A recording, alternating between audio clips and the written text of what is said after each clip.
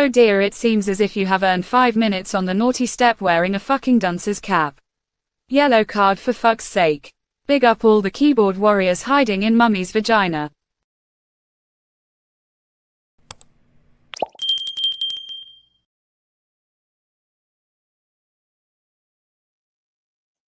Good evening. Good evening. There's the camera. Evening. Yeah. Holla. Same problems. My animator is playing up as well. I just tried to set it up and it wouldn't have it for some reason. No idea why. No idea why. My volume is okay. My call volume's been a bit dodgy, so let me check my mic settings a minute. Make sure I'm not too quiet.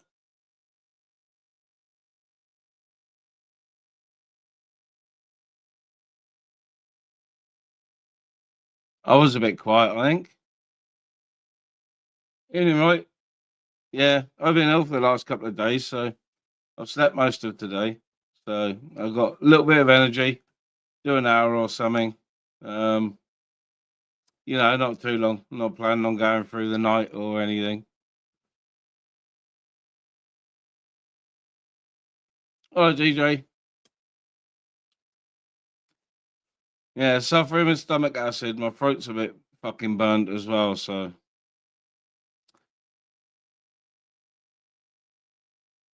Yeah, Zara. I couldn't get my animes working, Zara. I just tried it before coming on because I wanted to come on as the bear, but it wouldn't have it. It wouldn't have it for some reason. It's been working really well. I was messing around with it earlier, because I downloaded the voice mod, so it adds more voice modifications to your fucking animes, and I've got to learn how to get it to map photos of people's faces because you can do that as well. So, yeah, messing with it a little bit, not too much, not too much.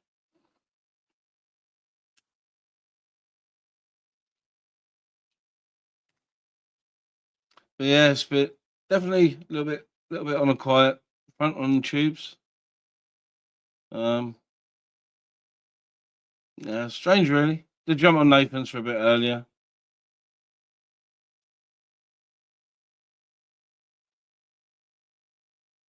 Yeah, I didn't realise that it had built-in voice modifications, and I jumped on Chubby's earlier as the bear with a demonic voice on it, and I didn't realise because I couldn't hear myself back. I didn't realise that it was a demonic voice, so Official didn't like it, so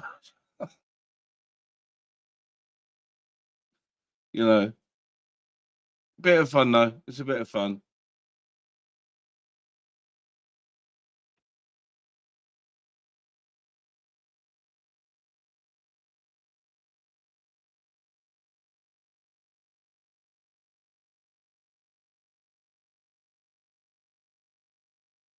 Yeah, there is a couple of people live, but one I don't really like to frequent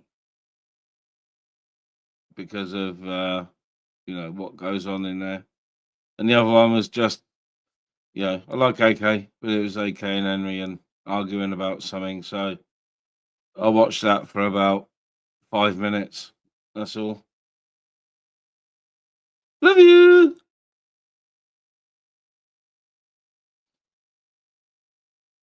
That's a link. My YouTube fucking chat's actually working tonight. That was strange the other night, and it just wouldn't work. So I couldn't see any moderation that was going on or anything, which is a bit unnerving for me considering I'm used to doing it myself. Yeah, I'm used to having YouTube open the analytics so I can watch the chat and keep an eye on it myself. I like to keep an eye on my own chat. So, hello, my lovely. Meow. Oh, my animes was fucking around. I just tried to put it on to come on, and it was being alright. Right fucking mong. Are you doing it on that fucking, it's all built into the screen one? Yes. Your thing is not connecting, Zara. You got to allow access to camera and mic, and you might have to change your camera to Anime's camera. Yeah, I'm using it in my all-in-one Lenovo. It's all right, cheeky. It's a screen and it's all built into one, but it is a good computer. But when I bought it a couple of years ago, it was half price, and it still cost me. I don't know. Mine's working. So, yeah. Oh. Yeah. Love you. I've noticed if you press it too much, it loads up more than one, doesn't it? Good evening, ladies and gentlemen. Combine harvester, just you come and see. Hey, shut up for fuck's sake. Listen, I did have a vote. I said, like, shall I come up? And I won. I won the vote, and I said, yeah, fuck it, I'm going to come up. Who is and that's just how it is, I'm afraid. Sorry, everyone. But big up, Ben. Big up fucking DJ Ittt, man. Top geezer. Top fucking Wait, I know that voice. Who's this? Right. Well, sometimes I talk like this, but you don't know because you don't listen when I'm talking like this, and I come in a different name. But maybe you realize now that you're a farmer tractor searching for sheep in the fields. Yes. Oh, he does like a bit of farming, me. I does love the smell of cow shit. Yeah. Oh, he does. That's the kind of fella I am, see? I know how to work the land, me, see? You know what I'm talking about? What, working the shaft? Yeah. Oh, yeah. What, up and down? I used to be a coal miner back in the day, a long time ago, back in the 80s. We went on strike and we got fucking beat the shit out of by the old Bill. It weren't really old Bill, it was the army. They dressed up as old Bill and come kick the shit out of us. That's a long story. I don't want to go into it. I've got which ways of us up. You want to buy it? 200 quid. Are you a troll? Do you go around trolling people with them voices? No, not really. Only on a weekday. Only on a weekday. He's bad as Zara, Yeah, she's backstage, but she can't connect. The device ain't connecting. Where's fucking Zara? I only come on here to hear her voice. She fucking does it for me, mate. Well, meet yourself and talk her through what she's doing wrong, because I've set mine for animes, but it lets me up. Maybe tell her to use a different browser. Yeah, try a different one. Yeah. Try a different one, Zara. Saying, Zara, you heard it here first, folks. Try a different one. Hey, hi. Yeah. I don't want to sound too. Yeah, I don't want to come across too kind of overt. It's not nice, is it? Really. But anyway, this is my favourite room. I've told many people, don't look at me like that, you dog. Sick of it. Fucking sick of it. But this is my favourite room. Listen, Ministry of Madness, you're so creative. I fucking absolutely love it, mate. I was telling John the other day, I said, listen, you cunt, you got to start going in MOM's ass. He said, why? I said, he's a creative cunt. He's like, I don't want to get involved. I don't blame him. I don't want to fucking get involved. I said, but he's a funny cunt. He's got good character. Listen, I'm coming up to visit you one day, fella. And I'm going to do a bit of music with you if you're up for it. Can you play any instruments? Yeah, of course, man. Of course, yeah. Cool. And I'm also going to go up and meet Spunkfish. He fucking blew me away. Are you going to bring the condoms? I'll bring the condoms. Don't worry about that. I'll get Zara to bring the fucking vodka. She can get it cheap, apparently. She gets cheap vodka around here. Straight up. And we're all good to go, mate. Now, Spunkfish blew me away. He played the blues the other night, and I was in Si's room. And, all right, it wasn't the best of the best, but he showed me that he could play the blues. And I was like, he touched me a little bit, because I do like him. And everyone who said he's a cunt and all that, I ignore that shit. And I like him for who he is. He's, you know. And Right, you've not been around long enough, have you? You've never seen No. Spunky smash up a guitar, then you're missing yeah, I out. know. I've heard all about that. But he, you know, I see him pick up the guitar, and I thought, yeah, he's a music fella, and I like music people. I just love music people. Have you seen him pick up a tin of gas yet? A tin of gas? No, fucking hell! Don't spoil it for me. Fucking sick of it. Oh, Roy, he you was never saw my him fucking twerk, idol for a okay? minute there. Sick of it. Don't wax and lyrical Yeah. about Spunky unless you saw him twerk, you don't even know him. Sarah, you stop it now.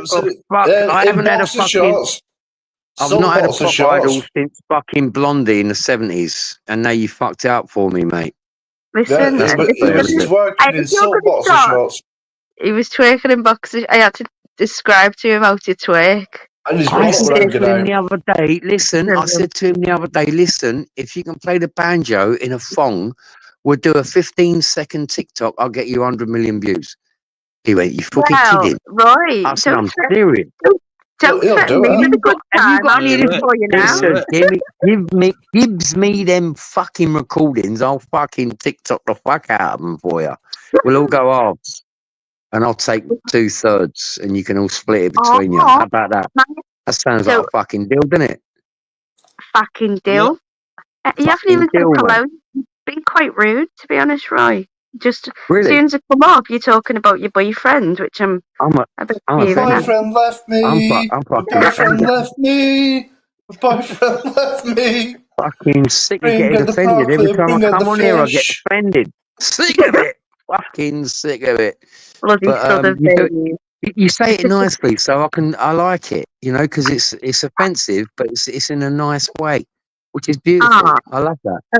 I've only come up with you, Roy, and also that these lot have ruined me bloody computer with this anime shit.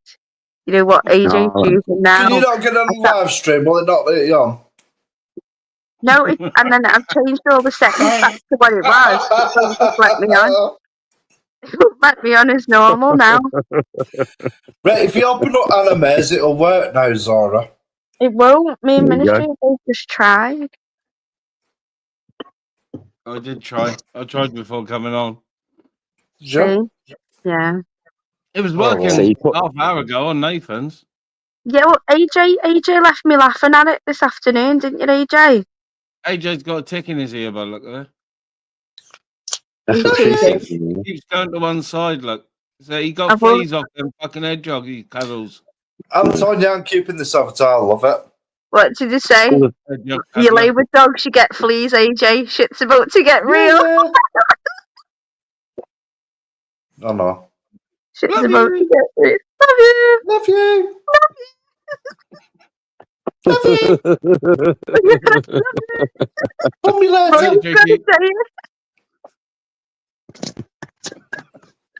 Who's that fella who made say he loves AJ yesterday and he was miserable and he went, love you. Yeah, I abused him to fuck, and then at the end he goes, love you. It wasn't very vigorant, was it? It was like, love you. It was like a grumpy love you, like a son did. He went, she said to my son, goes, tell him you love him. He went, love you. Yeah. That was really hilarious. I'm surprised that that's not grumpy, that's just how he talks. He's got a deep voice. He is very grumpy.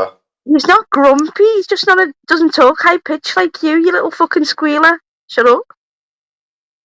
It's like when you get soggy fucking Yorkshire puddings. You get soggy, you go, oh, thanks. You don't go, oh, fucking hell. You go, oh, thanks.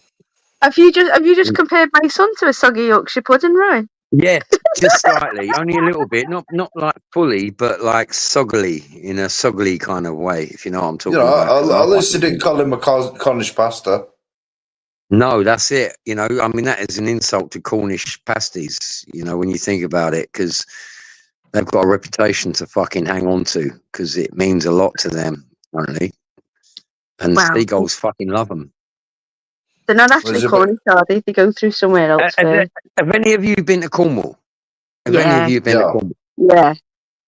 Have you had a fucking Cornish pasty nicked off you by a seagull? No, it was aggressive seagulls robbed me chips. And literally like. Well, check this out. In Newquay, there is a viewing position, right, where the locals get together, and it's in the summer. It's in about June, July, and they watch the coaches. All the people get off the coaches. They get ready and they get their viewing points, and they get their zoom lens cameras on and everything, and then they watch the locals go and buy the fucking Cornish pasties to get them nicked off them by the seagulls. And they put them on TikTok.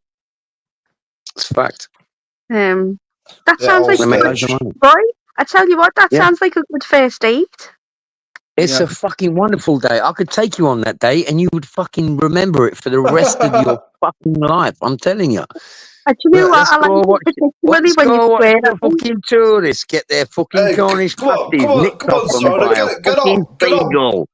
Zona, get on back at the tractor. Go on. Get on back at the tractor. Get on down to it rides. Don't fit right. Get on back at my tractor. Zara. I'll take you that bench on tractor, lass. I'll play with you combine harvester.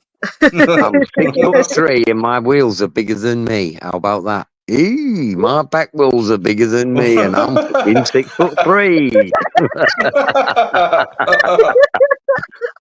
Hey, listen, I had the best time at the farmers' protest. I mean, I go to all of them, right? So farmers' protest. It was the best. I'm surprised you didn't see CP audits there. Oh, fuck me, I see CP audits everywhere. Listen, I see her in my fucking dreams. I wake up at 3 o'clock in the morning and she's there. Whoa. Oh, hang on, it's a dream. Fuck for that. But God bless her, right? I mean, she's just everywhere. Listen to this, right? We was all out and about. There was me, John. There was fucking Marty Blackborough, fucking Newsnight Yorkshire. Society X was down. Everyone was down. Everybody anyone was down. Oh, it's not when Crinkle came towards you, is it? No. That was a while ago, man. Crinkle don't fuck with Roy, man. Don't worry about that, man. He knows. But it was funny, right? So we're all like, everyone's like getting footage here, there, and everywhere, and getting it, blah blah blah. And then fucking hell, Elon Musk retweets, right? UK Patriots on X. He retweets one of his things, and it's only fucking CP reports running around. I've seen it. But she actually believes that, like, Elon Musk is retweeted. She just happens to be in the background. Video with CP reports in it. It was so funny. It was so funny, man. Wasn't it Mike? I can just imagine all the American lesbians/he's with all their pink hair pointing and laughing at the English protesters. Yeah. Oh, look, it was just funny. It was funny. And God bless her. I mean, not all of us are really fully equipped. Let's just say that, right? And those that are, we're very grateful for that. But those that aren't still have the ambition and the want and the feel to be as successful as the ones that have. And she's one of them. And I can't knock her for that, to be honest with you. No, she's like the Forrest Gump of the autism community. Well, I mean, I'm not going to go down that road. I'm not going to go down that road. But I will say, I do give her a lot of support, and I go on a stream every other day. Have you seen Shits and Giggles latest video? Have you not seen them? CP audits. Oh god. Look out, we've got a fake AD in the backdrop and links. Oh, good, it's Ultra. Don't worry about him. No, I know. I'm just laughing. We never would have. Ultra. But it's all good fun, man. Look, I mean, it is good fun, but it can get very serious. It got very serious the other day. My friend recorded a Muslim coming out and attacking a guy burning a Quran outside the Turkish consulate, and it got very, very serious. I mean, it's I don't care if you if you burn Bibles and burn Qurans or whatever, but doing it outside the Turkish consulate, you know what's going to happen. You all clearly asking for it. So right, it was a. I can't really say much about it because it's going through the courts at the moment, and but I know what I can say. I wouldn't do that, me personally. You know, I've got my morals. I'm an independent journalist. I'm impartial, right? But I do have obviously, I have got a favoritism to a certain leaning, whatever. However, that's a personal thing, and I have to segregate that when I'm out working. However, listen, let me tell you, this got so serious, it got scary, serious, you know, and it's still ongoing. So I will fill you in, and it is a massive ongoing story. It was trending #1 on X, the biggest news outlet in the world, like a couple of days ago. And my friend's only been doing this for 2 months. You know, he's only been doing it for a little while, and he's blown up worldwide. You know, his footage has been on every mainstream media news outlet in the world. You know, and for someone who's just been doing it for a couple of months, but he's a very stable guy. He's a very, very like sensible fella, and you're going to hear a lot more about him in the future. I mean, he makes a lot of these auditors look like fucking cowboys, to be honest. I'm not. Yeah, I used to be into like the auditor. Now I'm more like the Speaker's Corner. So we do watch a lot of the same stuff as you. You know, with the protests and all the bigger names. I do a lot of Speaker's Corner. You must have seen me at Speaker's Corner with fucking.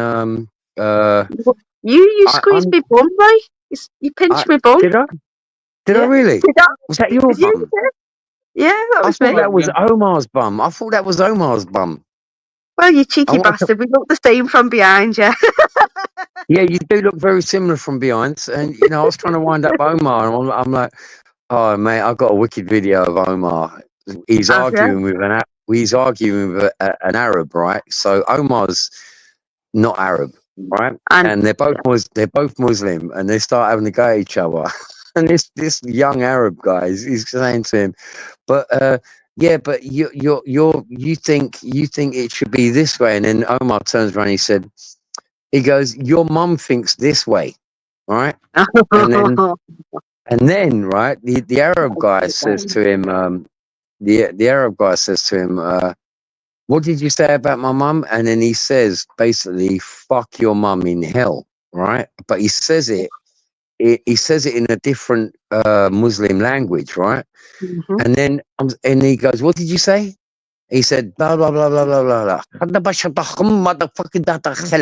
Right? It's the words to that effect, right? And then this Arab guy walks over and he goes, do you know what he just said about your mum? He goes, no, what did he say? He said, I want to fuck your mum in hell. And this guy went mad. And he started shouting at Omar. And then Omar, right, he's meant to be disabled, right? He's got his crutch because he's claiming benefits and all that shit, you know.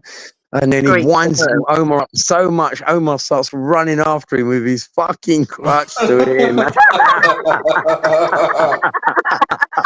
And then the guy goes, hey, you fucking see, look, he's claiming benefits and he's running with his crutch to hit me, bastard, bloody bastard. Oh, listen, this is why I go Speaker's Corner, because it is fucking hilarious, man.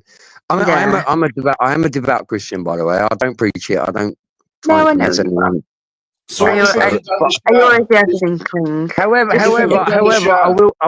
I will promote tomorrow. We will be in Lowndes Square tomorrow, SW1X. Disciples of Christ will be gathering outside the Pakistani embassy to let everyone know that Christian heritage is more important than fucking Islamic fundamentalism in the UK, and that's what we'll be doing tomorrow from 6:30 onwards. If you want to come down, I'll sign autographs. I might even take you out for a drink and a bite to eat. How about that? Oh yes. Well, do you know what? When you put it like that, I just want to Google Robert Patterson. I'm a nice Christian. I'm a really nice Christian. I'm one of them really. There's another channel that you'll like where it's half Christians, half See Tommy supporters. Yeah, what's Zara? She tries for us in channels. Watch no, we don't. No, we don't. You do. No, I'm the funny one. Stop lying. Stop lying. I'm a good friend of Tommy Robinson, by the way, just so you know. If you hate Tommy Robinson and you affiliate everyone who knows him, I'm not like him. Danny Tomo, I don't like, but Tommy, no, I just think Tommy's listen to this, right? Danny Tomo, okay? So I got a bit of a tip, right? And I got told to be at Downing Street at a certain time in July. And I phoned up John. I said, John, we got to be there. We got to be there early before anyone. So we get there before anybody, right? And then everyone starts turning up. Everyone starts turning up, and I'm with Street Mike. Everyone knows Street Mike. I'm with him. Yeah.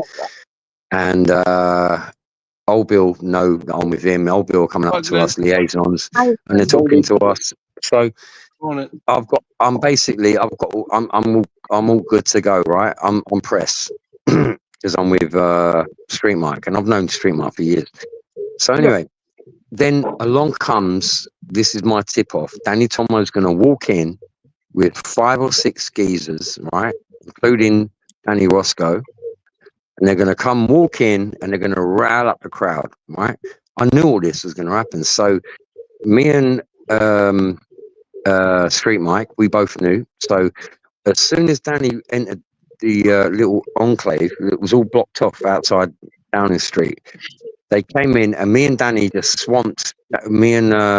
Street Mike swamped Danny Tomo, and we're with him and we're recording everything. So Danny Tomo kind of knows what's going on, and we're following him around. And then all of a sudden, Old Bill start getting aggressive towards us, and I'm getting pushed into Danny, and Danny's like looking at me, going, "What the fuck you doing, bro?" I'm like, "Fuck off, man! It's the Old Bill," and we're all fucking like having a little scuffle, and then something happened. Right, there was a signal.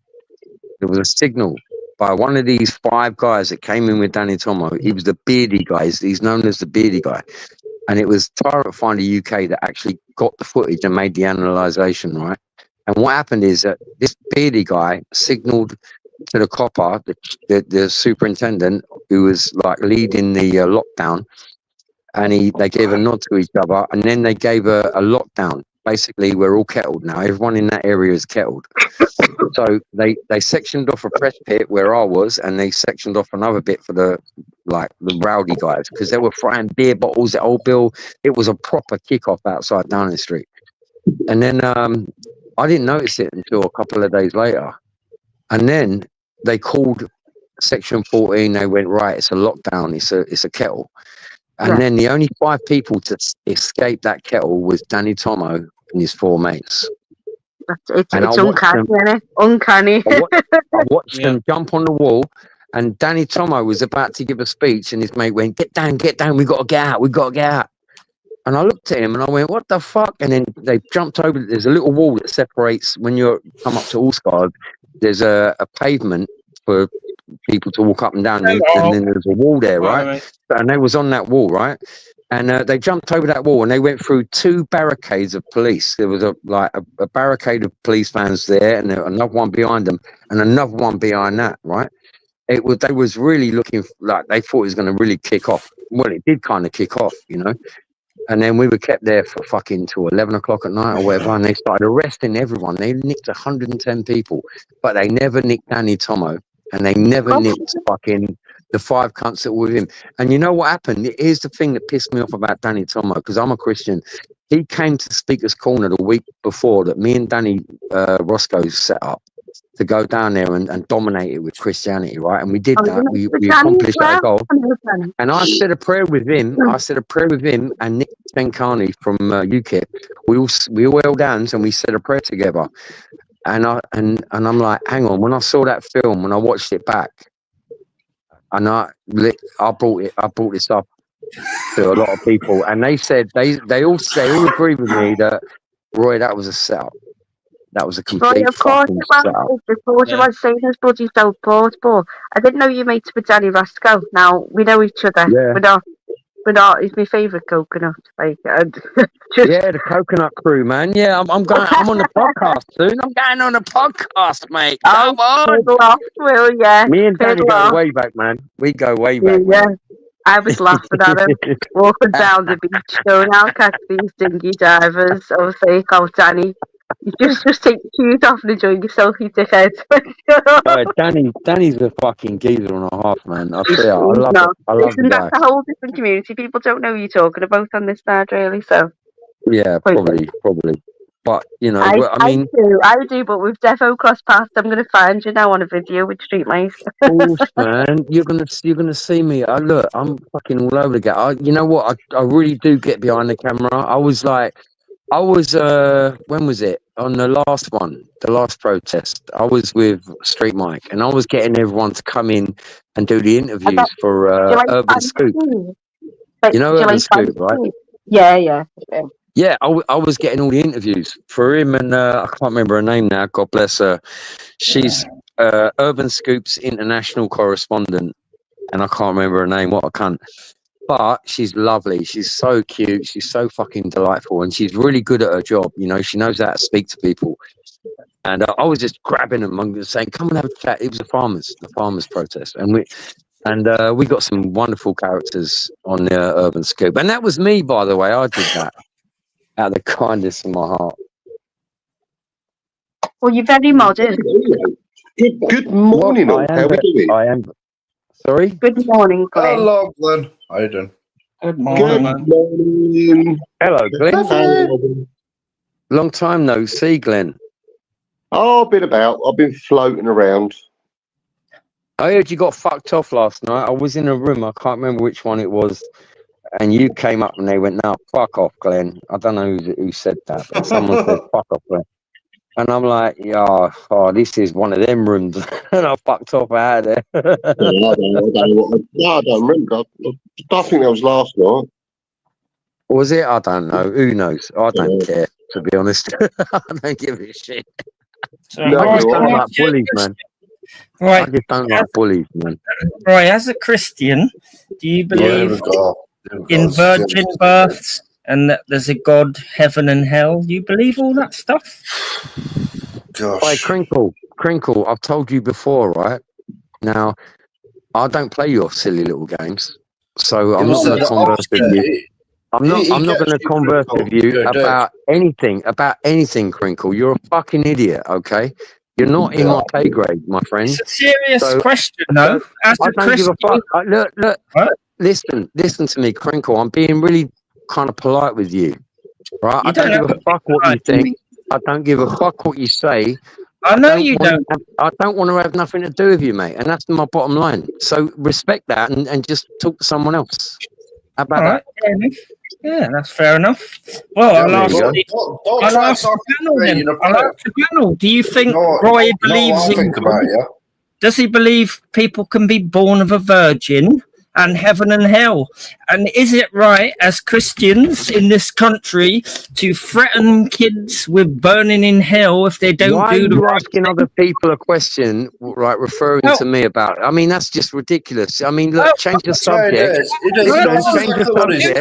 Look, you're challenging everyone else with a question that you pointed at me, and that's just I'm asking them what they think. It's dumb. It's dumb.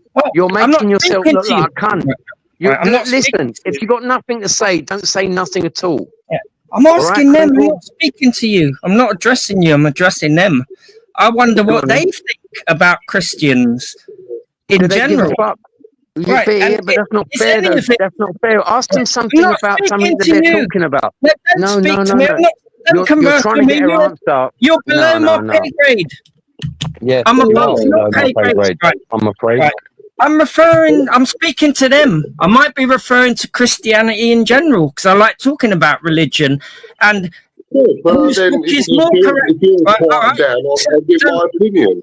We all know you don't like the Quran and it's wrong, but I would say all of those books are a little bit wacky. They're all a bit stupid. So if you go in for any of it, you're an idiot. That's all I'm saying. I'm not talking to you, Roy. I'm talking to Glenn and Ministry. That's what I think. That's fine. Well, I haven't given my answer yet, so. All right. So I'm not speaking now. All right, good. Well, I personally, this is my own personal belief. If someone wants to be a Christian, if someone wants to be a Muslim, if someone wants to be a Buddhist, if someone wants to be any other religion that's out there, then that's their personal choice. I don't let it affect me because I have my own self beliefs, and Respect. I respect all religions as long as it doesn't involve violence. Yeah, but hang on a minute. I'm finished. That's when I do then start disrespecting personally, not verbally. I do start thinking, you call yourself a religion of peace, but then I don't get involved in that because it's something. How can I put this without sounding? Well, how can I put it? I don't believe that a religion should result in violence.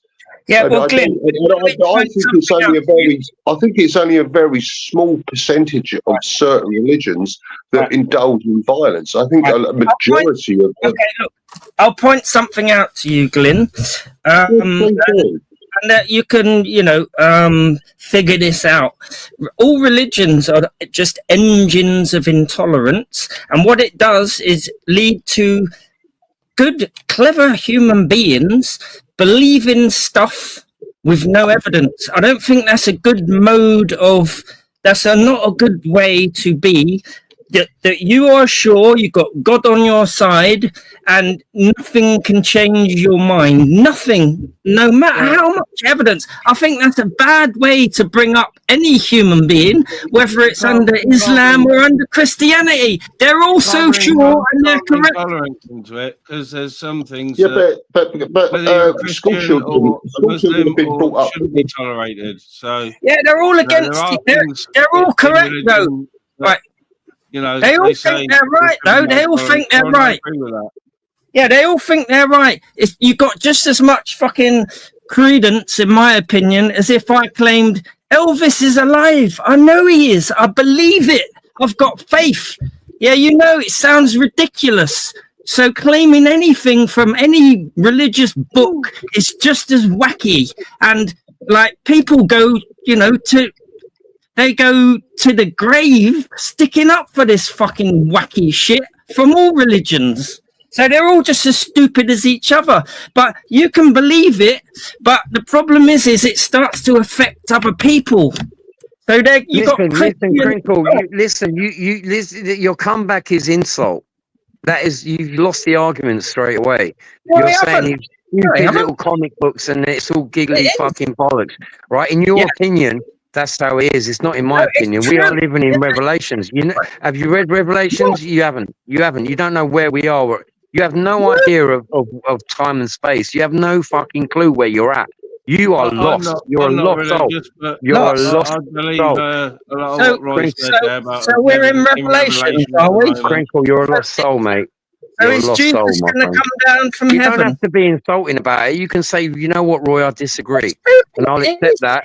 But you're telling me it's stupid and it's fucking, it's dumb and it's bollocks. Well, hang on. I'm convinced Elvis is still alive.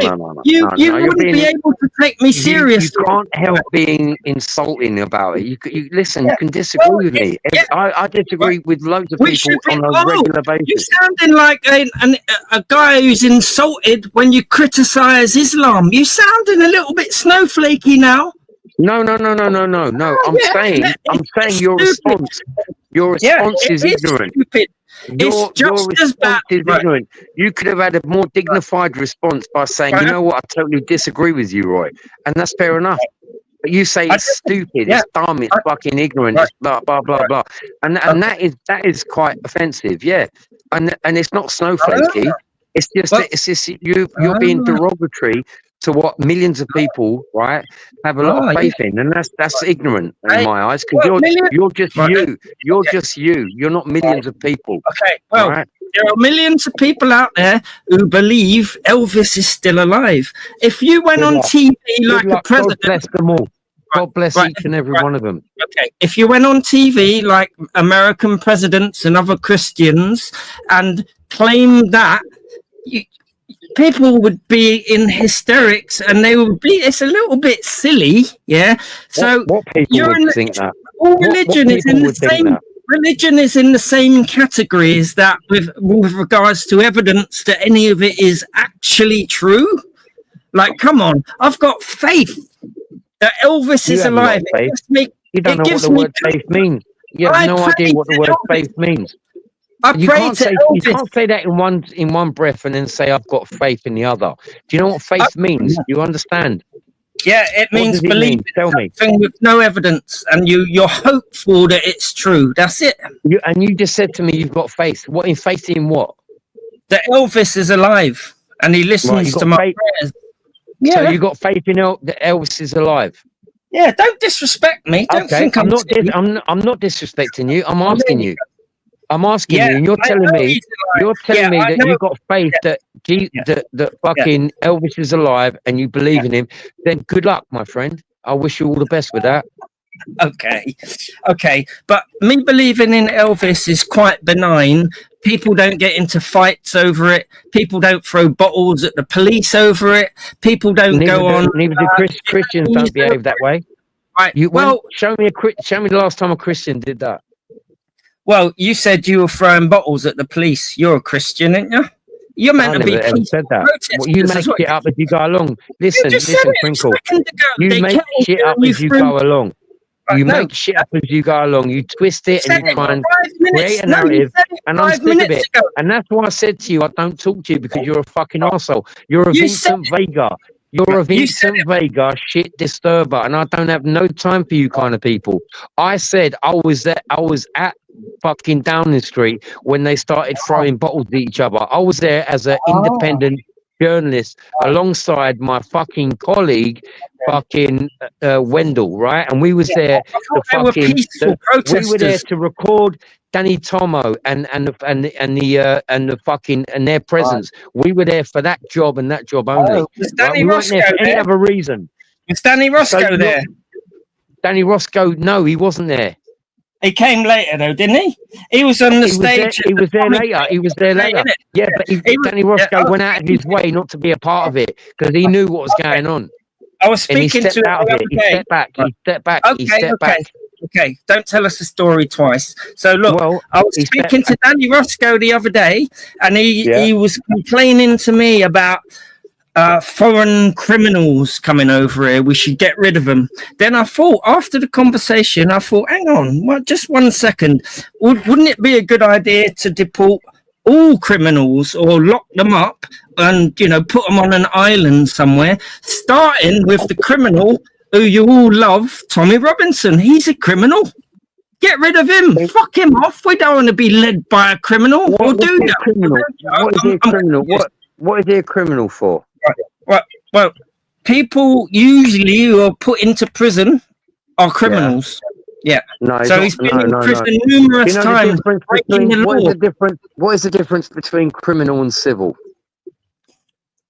Do you know? One is civil and one is criminal. So you don't get put into prison. He's in jail for he broke a civil law, and he got put in jail by he got put in jail by a corrupt judge, right? Right, who's World Economic Forum, right? Who's Davos.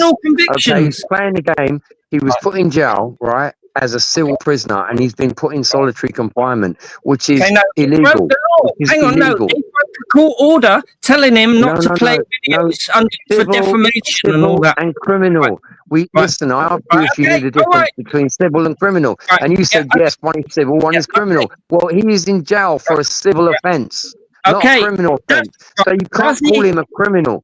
You can call him a criminal for his tax fraud, right? For his mortgage fraud, you can call him a criminal. Right. Yeah, so you can call him that. Right. So he has a criminal record, so he's a criminal. So deport him to an island as well. Why not? Let's start with all the homegrown criminals. Get rid of them. Because he paid his penance for them crimes. Homegrown He paid criminals. his penance. He paid his I penance say for we those crimes. send all the homegrown criminals to Ecuador, lock them up in them jails. Then what? Why bother Ecuador? Why would we put that on? Why would we do that? Supply of Charles. Yeah, well, that's what Donald Trump wants to do. You lot love him, so you know what I'm saying. Yeah, It's one of the grimiest places on the planet to be locked up into prison. So send him there. We don't want criminals in this country. But we do deal with homegrown criminals. The criminals that should be deported are the ones who have arrived illegally. And there shouldn't be a problem. It shouldn't be an issue. Homegrown does not mean. We have prisons for homegrown. How can you have homegrown criminals? We have prisons in our country for them. Unfortunately, we got born in the UK, illegal migrants in prisons. If we got rid of them, we wouldn't have to fucking let paedophiles go out for fucking mean crimes. Well, start with Tommy Robinson. He's a criminal. He's a homegrown criminal. By the way, he's been incarcerated for it. And by the way, in a British prison, because he's British, he goes to a British prison. He doesn't have to go to Yugoslavia or fucking Venezuela or anywhere like that. That's dumb. I like Donald Trump's idea. Send them abroad to jail. Send them somewhere out of the country. They don't belong here. Criminals, send them anywhere out of the country. I don't care. Foreign criminals, homegrown ones too. Homegrown ones as well. They don't deserve. They don't deserve to stay in this country. When you're a criminal, but you're a criminal, Crinkle. No, you assaulted. You assaulted. Listen. You assaulted News Now Yorkshire, right? You committed. You assaulted him. Wait, right? No, you're I ain't a criminal. You're lucky you never got prosecuted prosecuted and you never got the shit kicked out of you, right? That's what you're lucky about. Now you assaulted News Now Yorkshire. You assaulted him. I fucking saw it on cam. You pushed him. Got a conviction for assaulting. You're a criminal. Now go to fucking Venezuela. Now do it voluntarily. You cunt. Right. The only way you can be a criminal is if you got a conviction under the law and you've been to court and been convicted. I have not, so I'm not a criminal. Yeah. You are a criminal. Well, no, the definition of criminal. You committed a crime on cam. Now, whether you got convicted of it or not is irrelevant. I saw it. And you did it. And you fucking did it, bro. Right. Yeah, so, well, maybe we should. Maybe, you know what? Maybe we should take that stance. Maybe we should turn into fucking sweetgrasses, right? And every bit of footage we get of cunts like you behaving like cunts, right? And hand it over to the old bill, right? And give it to them and let them prosecute you. Why should we do that? I ain't got a criminal conviction, so you I know you on your scooter and drinking, fucking and driving. You can't. You should be deported. You're a criminal. Get rid of you first and allow immigrants with no criminal convictions in. I would swap all the criminals in this country for immigrants that haven't got a criminal record. Yeah, I would. I'd prefer that. Well, exactly, Roy. All you go up there for is a ruck. That's all you do. You're not in it. What? You don't give a fuck about all the issues. Yeah, you just want to fight people. I know you. It's true, and you're a criminal. You don't know me from fucking Adam, you cunt. You don't know me from fucking Adam. You haven't got a clue you're not yourself. You don't have a clue who I knock about with. You don't have a clue what I'm involved in. You have no idea. Listen, I publish about 3% of all the footage that I take. You know why? Because my shit goes elsewhere, you cunt. I don't put it on YouTube. I don't put it on X.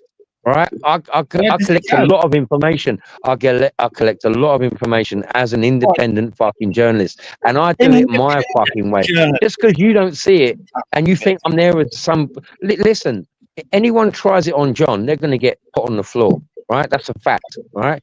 John's my mate, and I go out, and he's my pal. Anyone attacks anyone that I'm in the company of, you're going to have me to deal with, yeah? And I will fucking get nicked, and I will go fucking ape shit on you. I'll proper mill wall, full wall. Believe me, you don't even know, mate. You haven't got a fucking clue. All right, is that part of great? You don't even know, man. Is football violence part of the great British culture you're trying to protect against? It is. Yes, it is. Yes, it's our warriors. It's how we train our warriors, our fighting men. We need our men to be. We need our men to be aggressive, right? We need our men, right, to be men, right? We don't need to be pussyfooting around rainbow fucking clowns all day long. We need our men to be men. We need to play British Bulldog in primary schools. That's banned. You know that's banned in schools. We grew up on that shit, breaking our fucking noses and cheekbones at 9 years old. That's how we grew up. Right, the real patriots, real ones who stick up for their country, take up arms against the real invaders. Is that what real men should do? What are you talking about? So, would a real man protect his country by picking up arms and killing people who are invading? Is that what a real man should do or not? That's what countries have been doing for hundreds of thousands of years. So why are you against the people that do? You're going semantics now, man. You're getting silly now. Well, just to point it out, the people you hate, let's call them Hamas. That's what they're doing. So their men ain't there, aren't they? Oh, they're terrorists. Right? Yeah, it's only because we labelled them that. They label us terrorists. No. The British government labelled Hamas terrorists. The British government. Since when do you support the British government in anything? You think they're fucking all corrupt? The British government has named Hamas as fucking fundamentalist terrorists, okay? Yeah. That is it, okay? Nigel Barney says that, and he gets attacked every fucking week for stating that fact. It's a fact. They have named us terrorists. It's not an ideology. It's not a fucking pie in the sky. It's a fact, right? Right, let me make this clear to you. Most of the rest of the world, not the West, but the other places, think we are terrorists and have labelled us terrorists. So what about that? Well, it's true, though. We go around the world thinking we can dominate people with guns and violence so we can nick all their shit. Like, basically, it's true, though. So all those guys are doing is being a man, as you put it. They took up arms and they will go to death. They will die on their guns and shields, mate. You know what I'm saying? That's all I'm saying. One day, I hope, Crinkle, you find out what being a man is all about. All right? That's all I can do for you. I can pray for you to have that moment. But up until now, I don't know how old you are, but you haven't experienced being a man. Does playing British Bulldog make you a man? You grew up on that shit. Did that make you a man? Well, when I broke my cheekbone and I broke my nose at 9 years old because I was a geezer and I fucking got in there head first. Yeah, and I went to hospital and I had to have it all fixed. How'd you get that? Oh, we were playing British Bulldog. Oh, blah, blah, blah. 15 years later, it was all banned. It was all banned in schools. They banned all that shit. Oh, you're not allowed to do that. You're not allowed. You're not allowed. Fuck off, mate. They're banned playing conkers, They're banned playing conkers. Didn't they? Oh yeah, the bland because they said it was a violent game. Kids have played conkers for fucking years. Did that make you a man, Glenn? Are you big and hard because you played conkers and done a bit of British Bulldog? Right, fucking hell. Yeah, I'm a man because of that. Yeah, I'll claim that. Yes, I'm a man because of that. I'm a man because I could fucking take a punch on the face. I class myself as I grew up. Crinkle, you must have been cuddled every fucking day by your mum. I used to play British Bulldog, actually. Hung on that shit. You played British Bulldog. You probably refereed a game or two, but that's about it. I have played British Bulldog growing up as well. Yeah. What made me more of a man was skateboarding. Yeah, just doing something creative, going on a BMX, learning how to do that. Let's hope the Russians don't invade then, because Crinkle get out of his skateboard.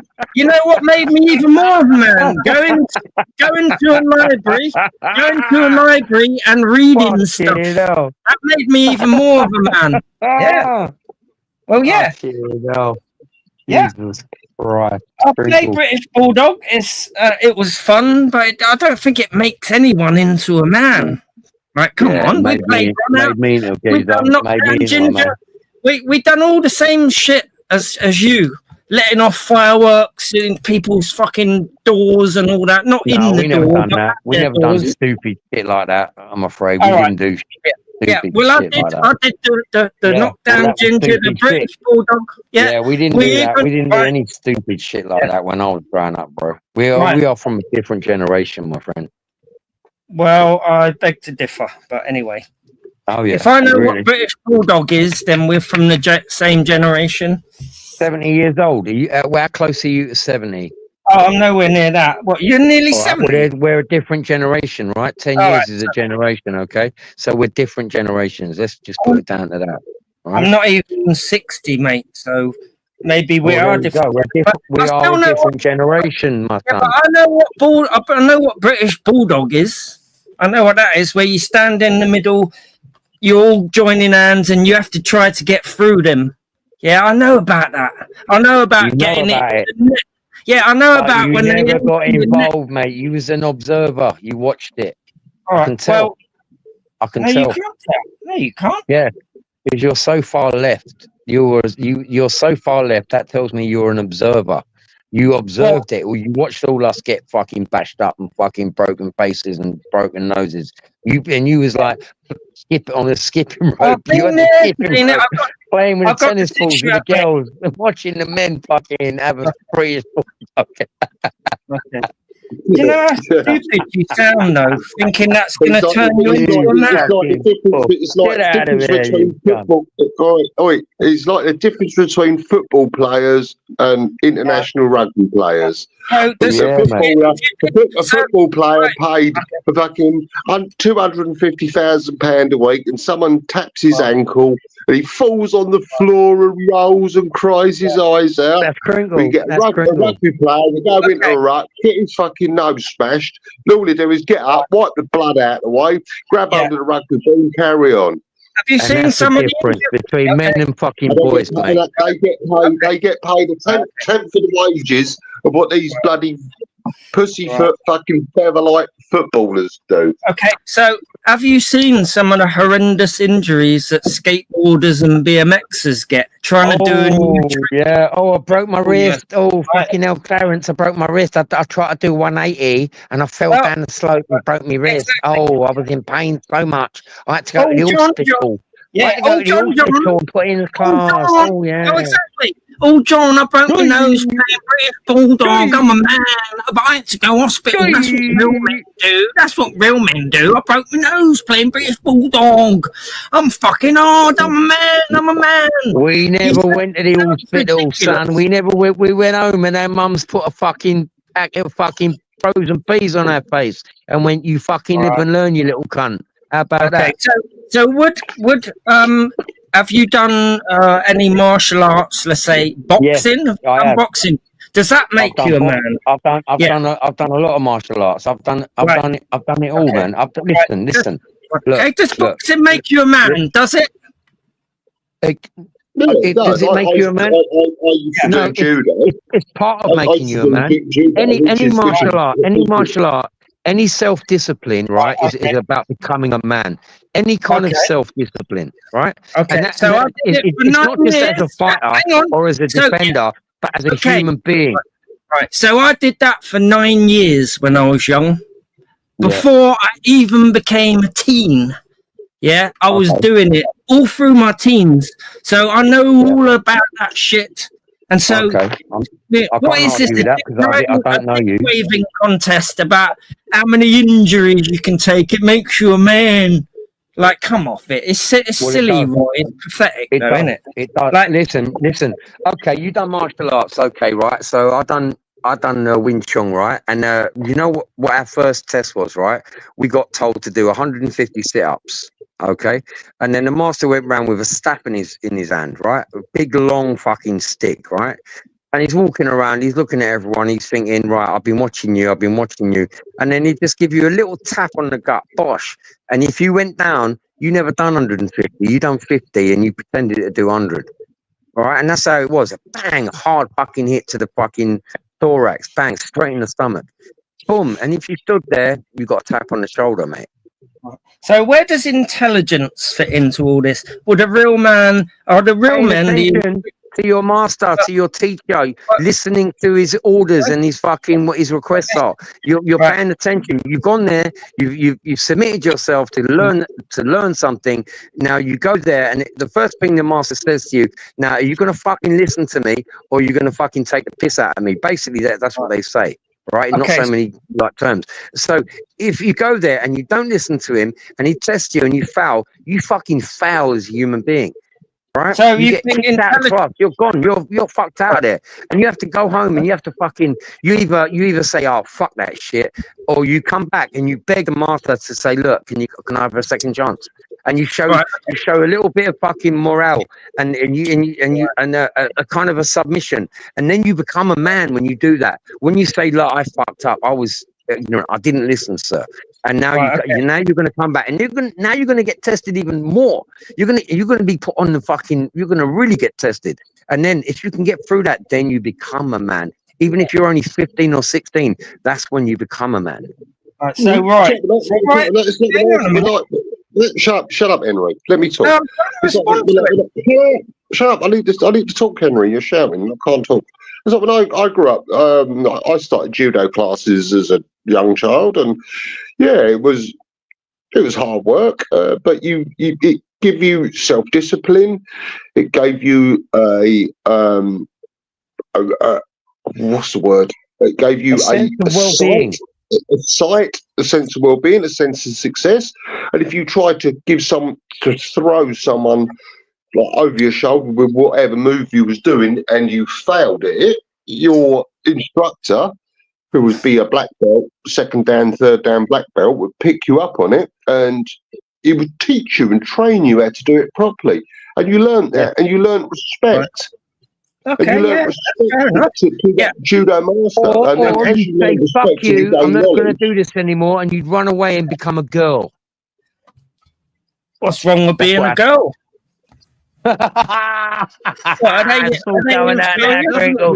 Crinkle's in a transition. Come on, Crinkle. No, I'm not. Come on.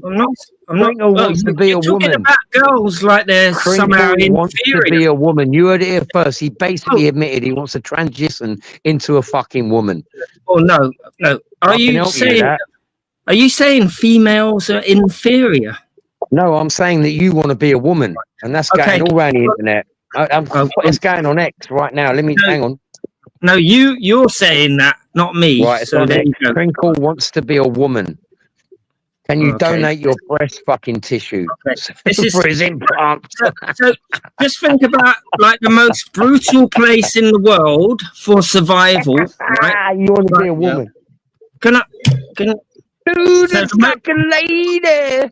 Okay, so the most brutal place, on the planet is in nature. So survival of the fittest. So is intelligence a great strategy to be soft as fuck, but very intelligent?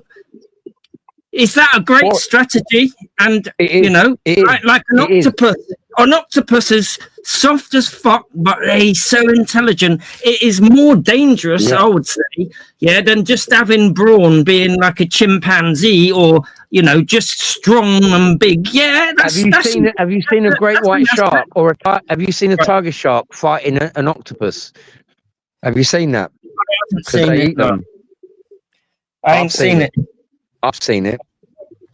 The octopus doesn't win. All I'm saying. The octopus has one strategy, and that's to hide and camouflage himself. And if that shark is hungry and he persists, he will keep walking around that fucking coral reef until that octopus has to come out to get something to eat, and then he'll have him. And the octopus hasn't got a fucking dog's chance in hell, mate. Well, they do. They hide in crevices. Sharks don't walk. But when they come out to eat, when the shark is persistent, mate, the shark will win. I'm telling you. Okay. Right, what good is an army It's a battle of wits. Okay, what good is an army of strong men without a leader, the intelligent one that tells them all what to do and where to go? You need it. Well, come on, you know what I'm saying. You think just being a man...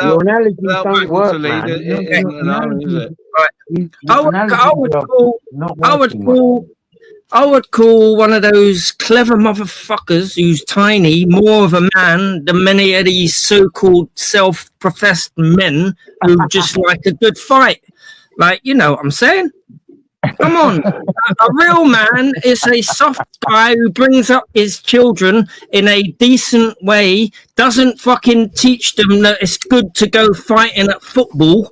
Yeah, let's all beat each other up. Oh, that's fucking good. A real man would say no. Shy away from that. Do your studies. I don't know anyone that does that. I don't know anyone that takes their kid to football and teaches them how to be a fucking rough cunt. Well, I don't know anyone. And I'm Millwall. And I know a lot of Millwall kids. I know a lot of Millwall kids and dads, and they do not teach their kids that at all. Okay, so if your child said to you, Dad, you're Millwall for soccer, I heard it, so can I come with you and I'll join in? What are you going to tell him? Be a real man. Don't do that. Learn how to be a doctor and save people. Learn how to be an architect, earn a lot of money, an airline pilot. Take people around the world. See the world. What, son, football? Yeah, football. So all the shit you do doesn't make you a real man. I'm sorry, it doesn't. It makes you a child in my eyes. You're not a man. You're a fucking pussy boy. You know what I'm saying, bro? Real men have more discipline than someone like you. And they got more brains than you, and they can be the quiet mouth. Who fucking cares if they can't beat up Mike Tyson? Real men. Never met me, Crinkle. You're getting carried away now. Calm down, mate. Calm down. Real men don't need to boast about beating people up. Crinkle, relax. A real man doesn't need to be able to beat Mike Tyson up. Yeah, I'm just saying. Not many men in the world can beat Mike Tyson up, right? You're going to extremes. But listen, you need to teach kids, right, to take the rough with the smooth. You can't pamper. You can't pamper kids, right? The way we've started pampering kids over the last 40 years is ridiculous, right? Are there any men? Kids, we fell off the monkey bars and we hurt ourselves. We learned by our failures. A real man. It's a real man to me. Right. Here's what a real man does. A case in point, like someone like, let's say, Nelson Mandela. He probably ain't punched someone in his whole life. That is a real man. That's a real man. You don't have to. Hang on. Nelson Mandela never punched anyone in. No, he didn't. He didn't have to punch him in their mouth. Do you know why? Because he blew them up. He set bombs up and he blew the fuckers up. He was a terrorist cunt. And now you're saying he was a real man? Give me a fucking break. Don't talk to me about Nelson Mandela. He's the P. Diddy. He's the P. Diddy of his day. He was a fucking nonce, right? He was a fucking gangster, okay? And he played the game, all right? And he was a fucking horrible piece of shit, okay? So in your eyes, he's a real man. No, he must be in your eyes. Nelson Mandela, you know nothing about it. For you to call him, for you to say that, you know nothing about him. Right. So that makes him a real man for standing up and using violence then, in your eyes. Like, that's what real men do, isn't it? Like, get their noses broken, get in there, throw a few bombs around. How the fuck do you come to that conclusion? Right, so if he ain't... bizarre. Right. You're saying bizarre shit now. Right, so hang on. You're talking madness. Hang on. If he didn't punch it, if you're saying he did punch people in the face, that's what you're saying makes a real man. He blew them up. He blew them up and he murdered them. He killed them. He cut their heads off and all that shit. So he took up arms. Right. So he took up arms for a cause. Yeah. That makes him a real man. And that's a real man, though, isn't it? That's what you would do if you could get a gun. Hang on, wait a minute. Because you're a real man, ain't you, Roy? Listen. Right? He did what he did because that's what he believed in. He was doing, right? It was the right thing, right? Now, you can say that he was a real man because he did stand up and he fought and he did the right thing. Right now, listen. Let me tell you, right? That's fine if you believe in the ideology that he had in his head. I totally don't believe in that. So to me, he was just a fucking terrorist cunt. Okay, he wasn't a soldier. He wasn't fucking. He didn't go up like on Goose Green and fucking and like Colonel fucking. Oh, I can't remember his name, but who took a barrage of about 20 bullets, right, to protect his fucking. His team, you know that's a real man. That's a real soldier. He was down Colonel H. Jones. Yes. A real soldier is just. Hang on. So a real soldier is someone who just soaks up the bullets for you. Hang on. He managed to survive, and he done all that stuff like a patriot would. Yeah, because when they get invaded. See, I don't understand. All tyrants survive. It's the people that get them. Ceausescu, he was a tyrant. He murdered millions of his own people, right? And the people had their vengeance on him. They got him and they dragged him out of his office and they fucking hung him and shot him and they fucked him up because he was a fucking horrible cunt. Were they the white ones who done that? People bowed down to him for decades. They bowed down to him like he was a king. He was a messiah. He was like amazing. And until they realised that, hang on a minute, he's taking a piss out of us because our people are starving hungry and our babies are dying and he's living in all these riches and he's rubbing it in our faces with 200 bedroom mansions and there's only him and his wife. Give me a break. So give me a break. Socialism has never worked. Your fucking ideology has never worked. Socialism will never work, ever. Communism will never, ever work, right? And it's proved itself over the last fucking 120 years. So standing up against apartheid is somehow makes you a terrorist, right? Really? Apartheid? What's apartheid? Yeah. Feeding thousands of African starving kids with white fucking farmers. The Boer. Yeah, you want to go down that road? You know what's happening now? America is opening asylum for fucking white farmers in South Africa because the socialist fucking narcissistic fucked up government, right, believes that all the whites should be wiped out and we've got to kill 5 whites for every 1 fucking person. This is their words. These are words that were spoken 2 days ago by the fucking leader of the fucking is it the National Congress or whatever they're called? They're calling for the murder of the Boer. Kill them all the white farmers. We're going to take back our land. Really? You know what? Really? This has been going on for 10 years. Katie Hopkins done a fucking presentation on it. She went out there and she met the families of some of the murdered fucking farmers who are desolate now. And what's happening as a result of that, black people are starving to fucking death. Crime is out of control because people are starving to death because they've killed the white farmers. Because black people don't know how to farm. They haven't got a fucking clue. They don't understand the demographics of it. They don't understand the whole fiscal meaning of farming and how it works. They have no idea. And now they've fucked themselves in the foot. Now they want to blame the white man for fucking themselves in the foot and they want to kill them all. So President Trump has offered these farmers sanctuary in America, and he's going to give them land because he knows they're going to work that land, right? They're going to go against Bill Gates. They're going to go against all this fucking poison shit, and they're going to produce good, healthy food. And the future's looking wonderful, by the way, because of Donald Trump. Donald Trump and the far right. Let someone else respond. Donald Trump has cancelled U.S. aid to foreign countries, right? Okay, so what you're saying is not true. And also, are the whites in South Africa actually natives? Or did they come from outside? Are they invaders, like the ones who come over here on dinghies? Yes, they were immigrants. You're only supporting them because they're white. Oh, just because they're white. You know what happened when they came? You know what happened when they came over, right? First of all, that was a bit digi, and then they realised, hang on, these white motherfuckers make food. And they make things and they make stuff and they give us money and they give us food and they give us civilization. Ask any black man, right, who is over 70 years old, right, who comes from the Caribbean, and they will say to you, the one thing that we're grateful for is the white man because he gave us civilization. And every fucking Caribbean man will tell you that. That's a fact. And that is a fact. All right, so let me respond. So you said blacks can't do farming. So what about countries in Africa where there ain't no whites, like in South Africa? So they're farmers, ain't they? They know how to get along. They can manage. Why are they starving? Why are they starving to death? Well, they're not actually. Oh, they're not. Oh, they're not. Oh, they're not. They're not. Since when? Because that's news to me. Well, I'll tell you why. Overpopulation. No, hang on a minute. It's overpopulation. Right. Well, no, Crinkle,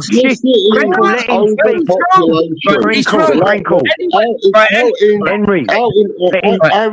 Arid, dry countries can only produce so much food. Right, arid, dry countries can only produce so much food. It's like anything in the animal kingdom. When there's overbreeding, unfortunately, famines happen. It happens in the animal kingdom.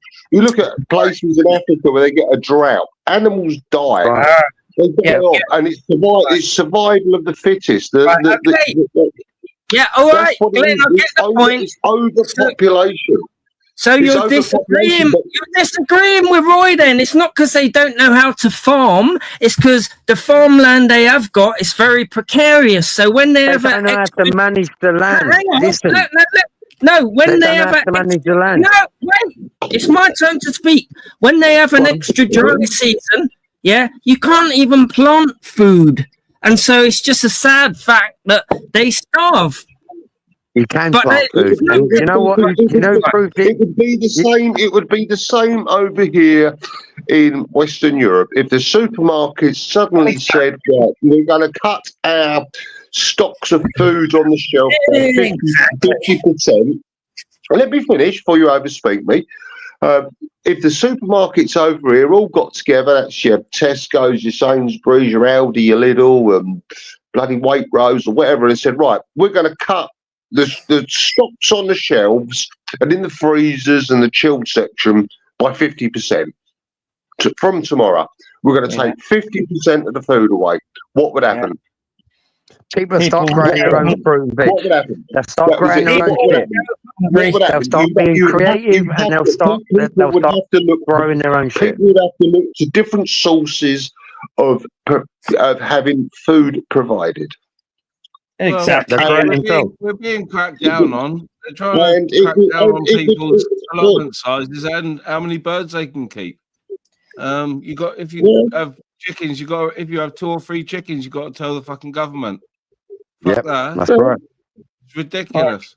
It doesn't mean they can't farm. That's the point I'm making. That's leftism, socialism. You're only allowed to have 2 chickens. You're not allowed, ministry, to have more than 2 chickens. Hang on, they might fucking make more chickens, and then we're going to tax you on it. All I was doing is pointing out your racism because you said blacks can't do farming. They don't know how to do it. They're dumb. They're dumb as fuck, mate. They can't do shit. Without the white man, they're fucked.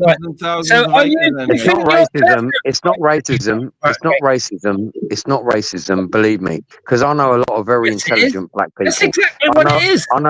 I know a lot of very intelligent black people, and I'm massive. I'm big in the game in the Hindu temple in Woolwich, right? I know thousands of Hindus. Okay, literally thousands. Listen. Wait a minute.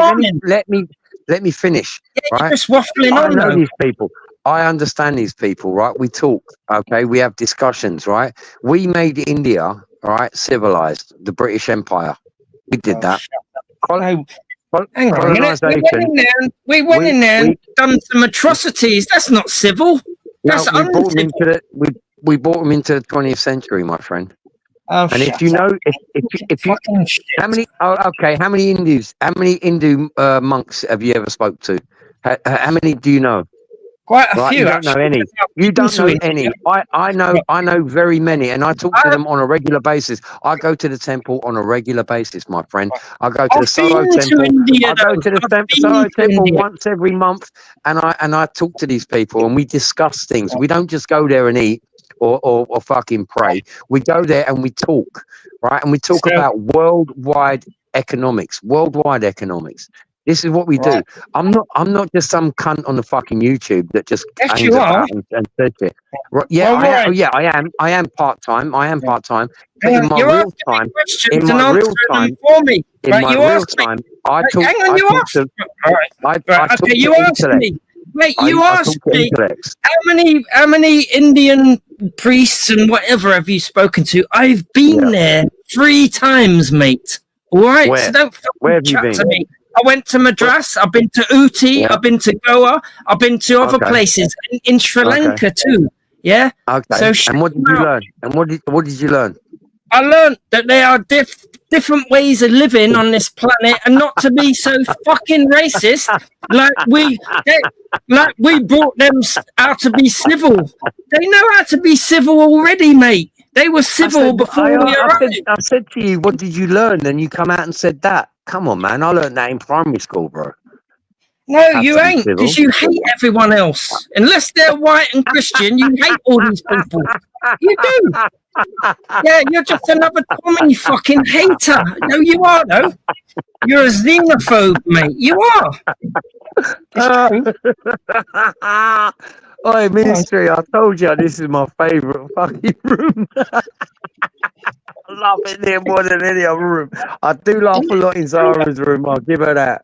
Right? Zara does make me laugh, man. Oh, listen, Ministry, we got a fucking idea, right?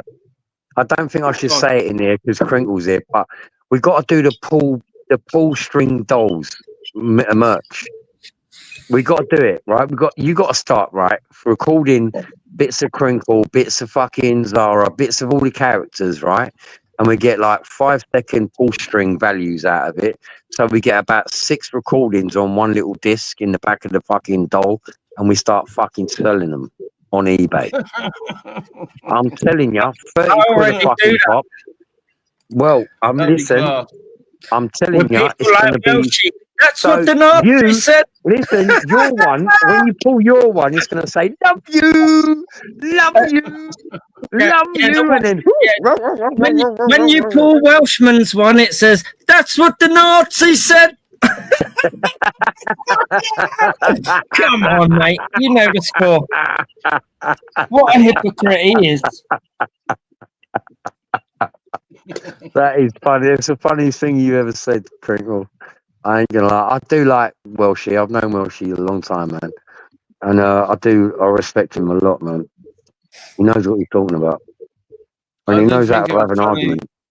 Yeah, I did think it's funny the other day, Henry, when you were on a panel and you had your face rendering software showing and Welshie's cum face was on there.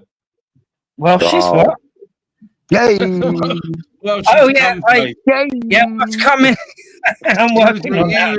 I think you was pissed and you was revealing your face rendering software. Yeah, I wanted to give people a little clue of what's coming. You know what I'm saying? It's funny shit. It's almost ready. Oh dear, oh dear. Fuck you.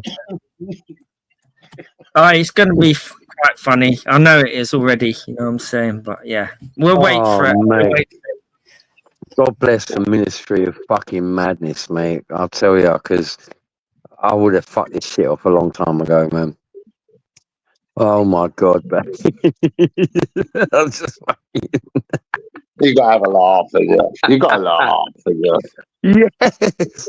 You know, I find it, you know what I do find funny is when people switch on you for no reason, and they say, "Oh, we don't like because you said this about a certain thing," and like, what? What's all that about? And they really fucking twist on you, and then before you know it, you got about 5 or 6 of them all backing each other up. They're all backing each other up, and they're like, "Yeah, he's a cunt.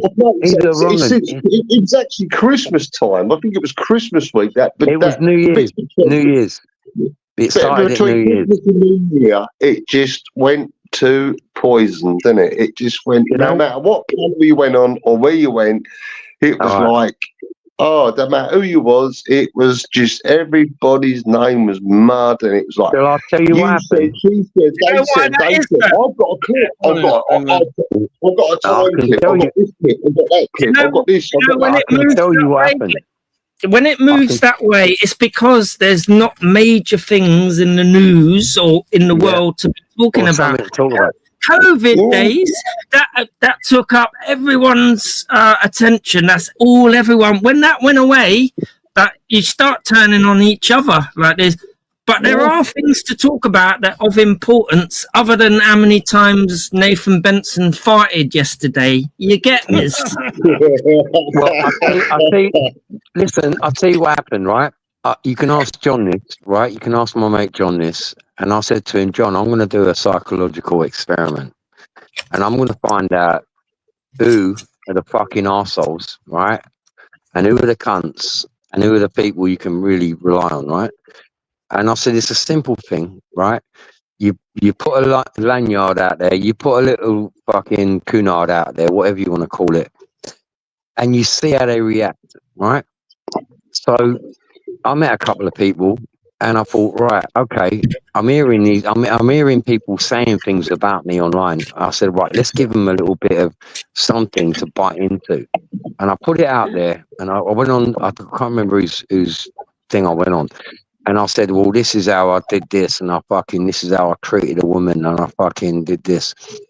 And then all of a sudden, no one who had access to my number, who could have called me, right, the big names, could have called me up and said, Roy, like, you said, is this true? Or like, and I'd have told them, I'd have said, no, I was just trying to see who's going to bite the bullet.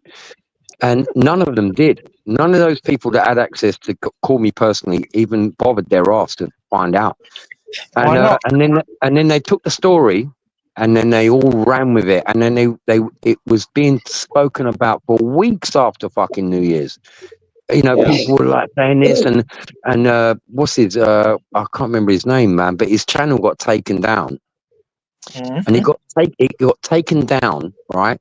Because one of his friends, alleged friends, Laura Lulu or whatever her name is, she reported me saying the word lesbian. Sorry, I didn't mean that in a derogatory way. But anyway, in a derogatory, she reported me saying it in a derogatory way on one of her friends' channels, and it got him fucking taken offline. It's that mad it was. So hang on, did you make it up? Fucking hilarious. Is it all made up? Of course it is made up. Of course it was. It was a psychological. Yeah. Listen, look. Listen, my friend. If you know anything about my brother was in intelligence. My brother was big in the game, in the Navy. Right. He was a submarine fucking nuclear sub commander. He was big in the game. My dad was in the RAF. Say that about yourself, then why would you be silly enough to do that? Because I'll tell you why. Because I was getting listen to me. Wait, I'm getting involved in a YouTube community of like people, and I'm meeting them all the time, going out there, and I want to know the real people from the fucking fake motherfuckers. And I'm seeing a lot of them going into these big rooms, and they all got these people, and all these people are wrapped around them. And I want to differentiate. I want to find out who's genuine and who's not. And so I just implemented an old school tactic, a psychological tactic, and it showed me that 80%, I'd say more than that even, 80% of them are all fake fucks, and I don't want nothing to do with them. Can I ask you this then? They're just a waste of space. Are the fake ones being led by a few? One sec. So are the fake ones the ones who didn't ring you, or are the real ones the ones who rang you up and said, Roy, what's that all about? What you done to that bird? Which is the real one, which is the fake? I'm not quite sure. The latter. The people that said to me, Roy, was that? Yeah, those are the people that I went, okay, look, listen. So the ones who rang you up? Yeah. The ones that did contact me and say, Roy, like, what's all that about? Everyone's talking about you. Yeah, of course. And I still cherish them people to this day. But there was only one person that I told that I was going to do it, and that was John. Right. So if anyone had, like, is this real?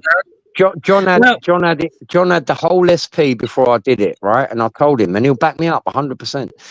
And I said, I'm going to do it. And watch what happens. We're going to find out who are the cunts and who are not the cunts, and who are the people that we can trust. I didn't have to write it down. I told John. What you should have done, though, because he's your mate. Like you can get him to say anything. A good way to do it is write it out on a piece of paper and put that day's newspaper next to it and take a few photos, and then you can actually prove that that's what you did. Because who's going to believe that? But listen, Crinkle, listen. I say this a lot on here. I don't give a fuck if you believe what I say. I had this argument with Wenger. We was talking. I can't remember what he was talking about. But anyway, I had 2 encounters with Wenger. right? This is months ago, and I had 2 encounters with him, and I figured out that he's a fucking dirty little shit stirring cunt who is above everyone. He thinks he's better than anyone else. Vincent Wenger, right? And then right, so I called him out, and then I said to him, listen, you cunt, I don't want nothing to do with you. I said, you're wrong. And in my eyes, I don't want to have nothing to do with you. I know what you do. I've studied you on here. You've been on here for years, right? I've had a chance to look back at a couple of your fucking videos that go back that people have referenced me so that I can really get a fucking good fucking spec on you. And I figured out that you're a cunt and I don't want nothing to do with you. So don't ever call me or talk to me ever again. Don't address me. You know what he said to me? He called me a nonce. I said, well, I've just recorded you calling me a nonce, right? Now, he doesn't understand the legal implications of him saying that, right? He thinks, I can call it, I can say what I want. No, you made a big mistake there because I recorded it, right? And what are the legal implications of you coming up with a story about getting off the motorway and then beating the woman up? And so, are you saying that was a psyop? Did you do a psyop? 100%. 100. Ask John. When you say John, ask him. My 5 or what? Come on, man. Yeah, seriously? No, it was. It was a psyop. You're meant to take that seriously. If you want to portray it as a psyop, right? As a pre-planned false flag. Right, so okay, so here's my fucking comeback on that. Himself, though, who would do that to himself? Here's my comeback. Nuggets all the time, Henry. Here's my comeback. Here's my comeback. Ask John. Just ask John. Okay. Right. Well, I'm not that interested to go around asking. Well, then leave it at that. Because listen, I knew what I was doing at the time, right? And I wanted to find out who was cunts and who weren't cunts, right? And that's just how I roll. That's just me. The ones who didn't ring you, they're the cunts. The ones who never bothered ringing you, they're the cunts. The ones who never, the ones who never bothered ringing me were the ones that were talking about me and slagging me off online. Right. And I'm like, what? I don't even know you cunts, but you're doing it. So, okay, I know not to have nothing to do with it. They hear a story like that, and it's coming out of your own mouth, and you sound you're the dumb cunts. All you dumb cunts, you go over there, right? The old Tommy Cooper joke, and all you fucking clever cunts go over there, and I'll come and join you in a minute, okay? But all you dumb cunts, you stay over there, stay out of my fucking way, because I don't want to have fuck all to do you. Right.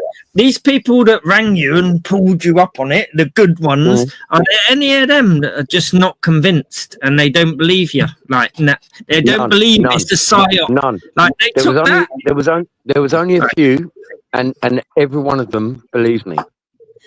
Because they know me, they know I've got integrity. They know I'm a smart guy. They know I'm a clever guy. They know I'm a fucking, I can do something like that and pull it off. And I proved it to them. Wait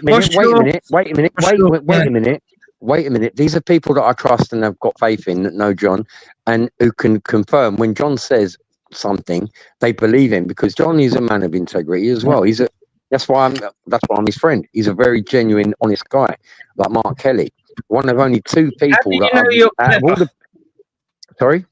How do you know you're a clever man? Because we spent time together and we've had conversations. No, you said I'm a clever man. How do you know that? Did you do IQ? You got a degree, PhD, what? How do you know you're clever? How do I know I'm clever? Yeah. That's a bizarre question, but I will tell you. I will tell you, I'm intelligent enough to understand who is a clever person and who is not. And I look at myself in the mirror every day and I say, fucking hell, Roy, you're not only good looking, but you're a fucking clever cunt. And I say that to myself every day. Because I told myself. And that's how I know, because I told myself, my friend. Yeah, but Roy, hang on. That is the trait of a thick person, to think they're clever. Really? In your analysis, it's most clever people I know, the clever people I know, they realise there's an awful lot they don't know, and the cleverer you become, the more you realise you don't know. The actual stupider you feel. I will actually agree with you on that, right? Listen, Crinkle. Every day is a school day, okay? I learned that as a young boy. And my dad said to me, Roy, when you're old like me, he goes, you're still at school. And I went, what do you mean? And he said to me, because there's always something new to learn and understand. Yeah. What was your favourite subject in school? My favourite subject was history. Okay, so you like a bit of history. Yeah, what I love maths, but I was banned from maths, but my brother homeschooled me. I was homeschooled because I was kicked out of school at 9. I got banned from school at 9. That's how what a cunt I was. I couldn't take authority. No, I got banned at 9. My brother homeschooled me. My brother taught me I was epic. I went back to school when I was just before I was leaving primary school. I went back and they gave me a book to read, Peter and Jane. I said, I read these 3 years ago when my brother, who was a bit above me, he would come home with his books and do his homework. And my older brother would homeschool me with his books. So I'm learning at the pace of my older brother. You see what I mean? So when I went into school, I questioned authority all the time because I knew already what they were going to tell me, and I'm like, no. And what I was trying to do, my brother, it was his plan, was trying to get me to get put up a class. You know what I mean? So that I jumped the grade. You know, and but they weren't having it because I was an abrupt cunt and I was really obtuse kind of thing. And they didn't like it, and it was different back in the 70s, man. Did you manage to get any qualifications, and did you regret it in later life trying to get jobs and all that when you can't never. tell them anything? I've always no. So what you got? Nothing. Like no, I've always been independent. I've always trusted myself. I've never needed school or education or anything like that. I did do 2 university courses, by the way, just so you know. And, and I didn't, it wasn't me, it was my girlfriend, but I put her through the course. I helped her get through the whole course. I've done all the artwork. I've done the music. I've done everything behind it. I'm a qualified sound engineer, right? And I did that all myself, right? I've done it all. I taught myself everything. And then I met the headmistress, well, not headmistress, but what do they call her? I can't remember. There's a word for it anyway. But she was the top bod at the Westminster College. And weird shit happened. She come to one of my raves, and then she got with my mate Steve, and they became partners. It was fucking insane. But anyway, I was a qualified engineer. Anyway, that's what I did. That was my main. Did you hate the authority in the music college learning sound engineering? There must have been an authority in there, an experienced qualified. There was. Did you hit out at them? Did you like them telling you what to do? Like, because that's a form of education. Yeah, of course. I learned a lot. I learned a lot. Listen, I'm a very good listener. I'm a very, very good listener. I'm a very, very good listener. If it's of value to me, if it means something to me, I will sit there and you can preach to me for fucking hours. Like I go Speaker's Corner and I can stand and listen to Bob, Bob the Builder, right? I can listen to him.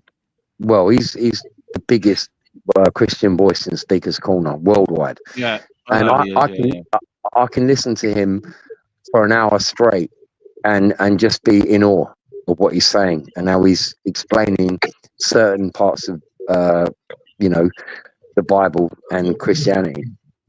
And there's not many people in my life that can do that, that can get that kind of attention from me. You know what I mean? When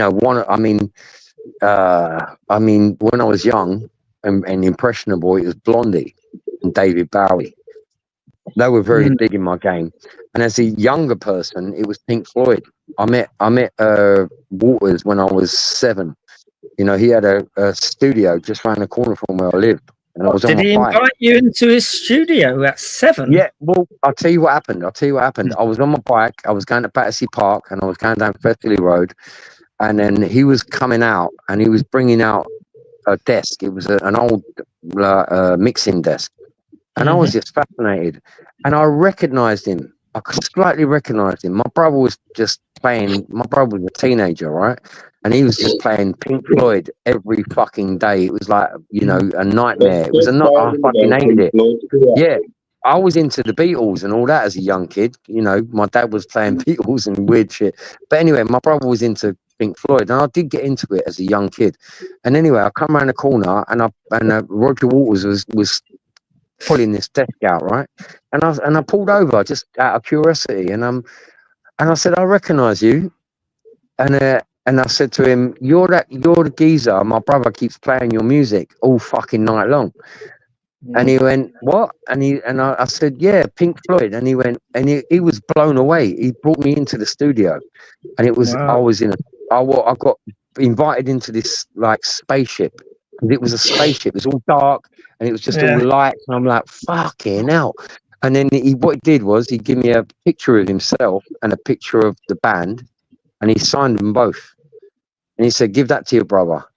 And then I put them in my pocket. I folded them up. Like, I can't put them in my pocket. I went about my business, went to Battersea Park, went up and down the hills and done my cycling and all that, just having a good time as a little kid. And I come home, and I remember my brother coming in, and he had an Atari video game, and I wanted to play it.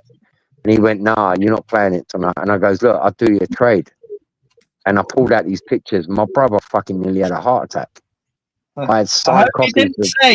I hope he didn't say, inviting you in, do you want to see some puppies? No, that never happened. But you can imagine, my brother was just blown away by the whole experience. Yeah. If you came home nowadays and said, this guy, this big old man said to me when I was 7, do you want to come into my studio? It was different. People would go mental. Yeah, I know. Yeah. You know what I'm saying? Different. It was a different lifestyle, different world, man. It was a different world back then. And Roger Waters was pretty cool until he fucking went mental when the vax happened and all that shit, man. After COVID made so many people go mental, man. It was fucking unreal. But I enjoyed it. I ain't gonna lie. That's where I met Jim Boubet from fucking Correct Not Political. That's where I met Vitaly and I met some wonderful people during lockdown, man. And I got my head smashed in with a metal bar for being an old cunt in Trafalgar Square and not wearing a mask. And make you more of a man. I swore to every old bill, every protest I went after that, I used to go to the front of the old bill. If you was one of them cunts back in 2019, you fucking smashed me in the head. I said, we got all your numbers, man. We got 40,000 of your numbers. 40,000. You should have thanked him, though. It'll toughen you up, make you even more of a man. You know what I'm saying? Forget broken noses. A good billy club.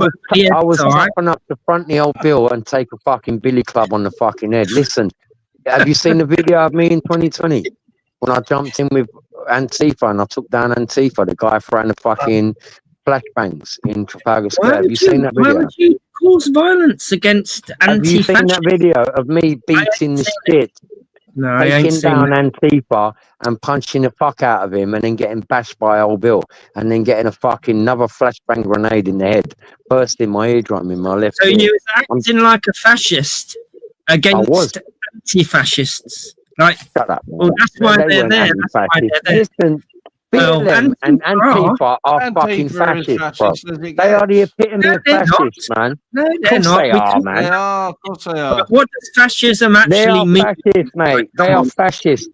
No, they're not fucking fascists. I'm telling you. They are.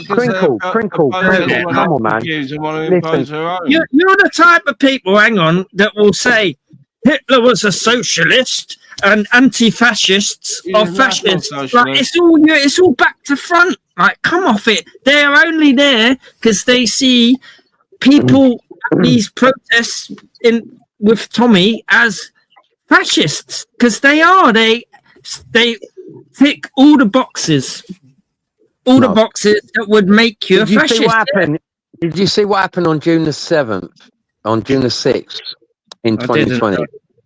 Right, so I'll tell you what happened. The BLM were allowed to go down Whitehall and protest, right? They were allowed because Sadiq Khan said, it's okay, you're black, right? So you can go down there and you can scream and shout and you can go fucking mental, and then you can even fucking get up on the cenotaph and set fire to the fucking flags. Well, let me tell you, my dad, right, is Second World War vet, right? He's passed away. And my brother, right, is a Falklands vet. He's passed away. So every time I walk up Whitehall, I salute the cenotaph. It is a sacred monument to me. And if you stand on it and I'm there, I'm going to go over, if you're a tourist, I'm going to say, get your fucking ass off of there. I'll say it in a nice way. I'll say, excuse me, can you like not stand on the cenotaph? It is a sacred monument to like who we are. And they always say, very polite, and they get away. Right? Would you beat them up when Black Lives Matter climbed up on the cenotaph and tried to set fire to the flag, let me tell you, that was a declaration of war. Was you outraged? Right, okay, let me stop you there. Yeah. Right, let me stop you there. You see that as something sacred. So why are you so against these people who see their sacred book getting burned and then do the same as what you would do? Like, they're just like you, ain't they? These people who are outraged at criticism, sitting on and doing... No. Crinkle. We are not an Islamic country, you cunt. This is not Islam. This is not fucking Saudi Arabia, you mug. I know. Stop being stupid. Or then stop saying stupid shit. Well, you're being this semantics, mate. I'm not having it. No, try and shout me down. Hang on. Crinkle. Hang on a minute. You're bringing Islam into a patriotic fucking debate. You asked me about something, I'm explaining it, right? And then you bring in a book about the Quran. Fuck the Quran. The Quran. I'm making a more general point. You'll piss on their sacred book, but the parallels between their behavior and your behavior is uncanny. Like, it's weird that you do exactly... Black Lives Matter and Antifa. Hello. No, the general behavior, though. Yeah, I'm going to adjust that now. It is me, though. Yeah, I can hear you. You were very quiet.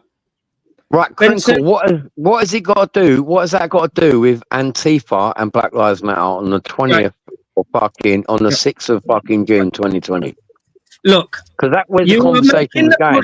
Was that any better, Ministry? Why you ask me a question and try and answer it? Wait, Crinkle. BLM were allowed to march on Whitehall and they desecrated the fucking cenotaph, right? Right. So the week later, we went down because Sadiq Khan said, you know what, we'll let Black Lives Matter, even though 60 police were sent to hospital, right, after being attacked by BLM and Antifa.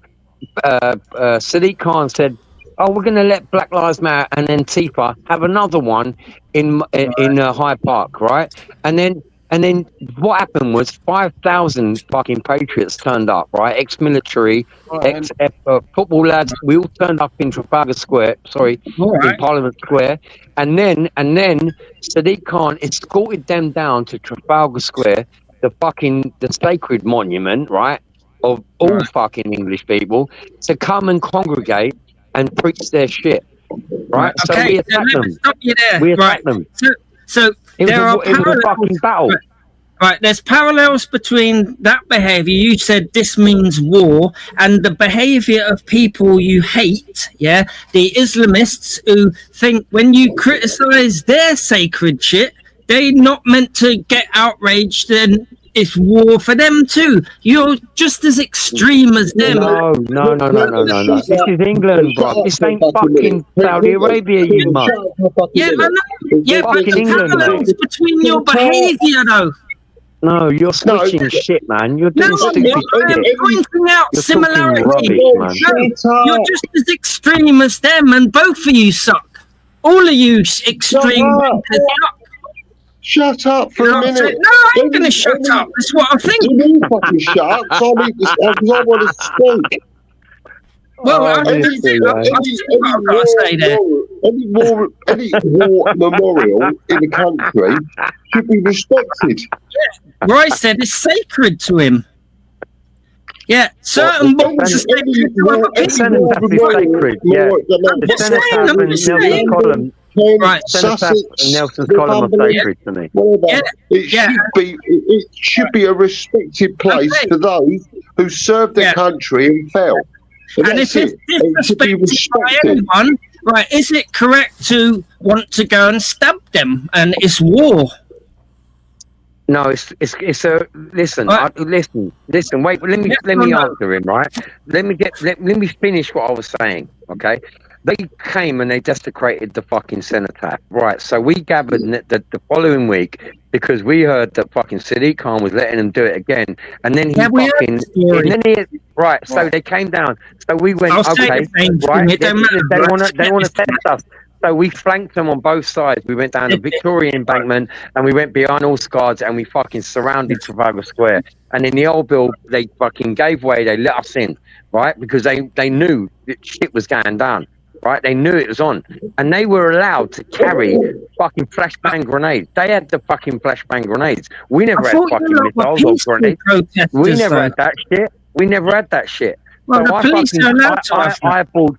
Listen, the police were fighting Antifa and Black Lives Matter, and I jumped into the square, right, and I run up behind the old bill, and I grabbed that Antifa, the guy who was spraying the flashbang grenades at us, right, and I took him down, and I beat the shit out of him, and while I was on the floor, I got backed by the old bill. The old bill see me as a far right, and they beat the fuck out of me, broke my ribs. Yeah, I was in trouble. I was up against the wall, and then Black Lives Matter from the center of Trafalgar Square threw a flashbang grenade in my head and blew my eardrum.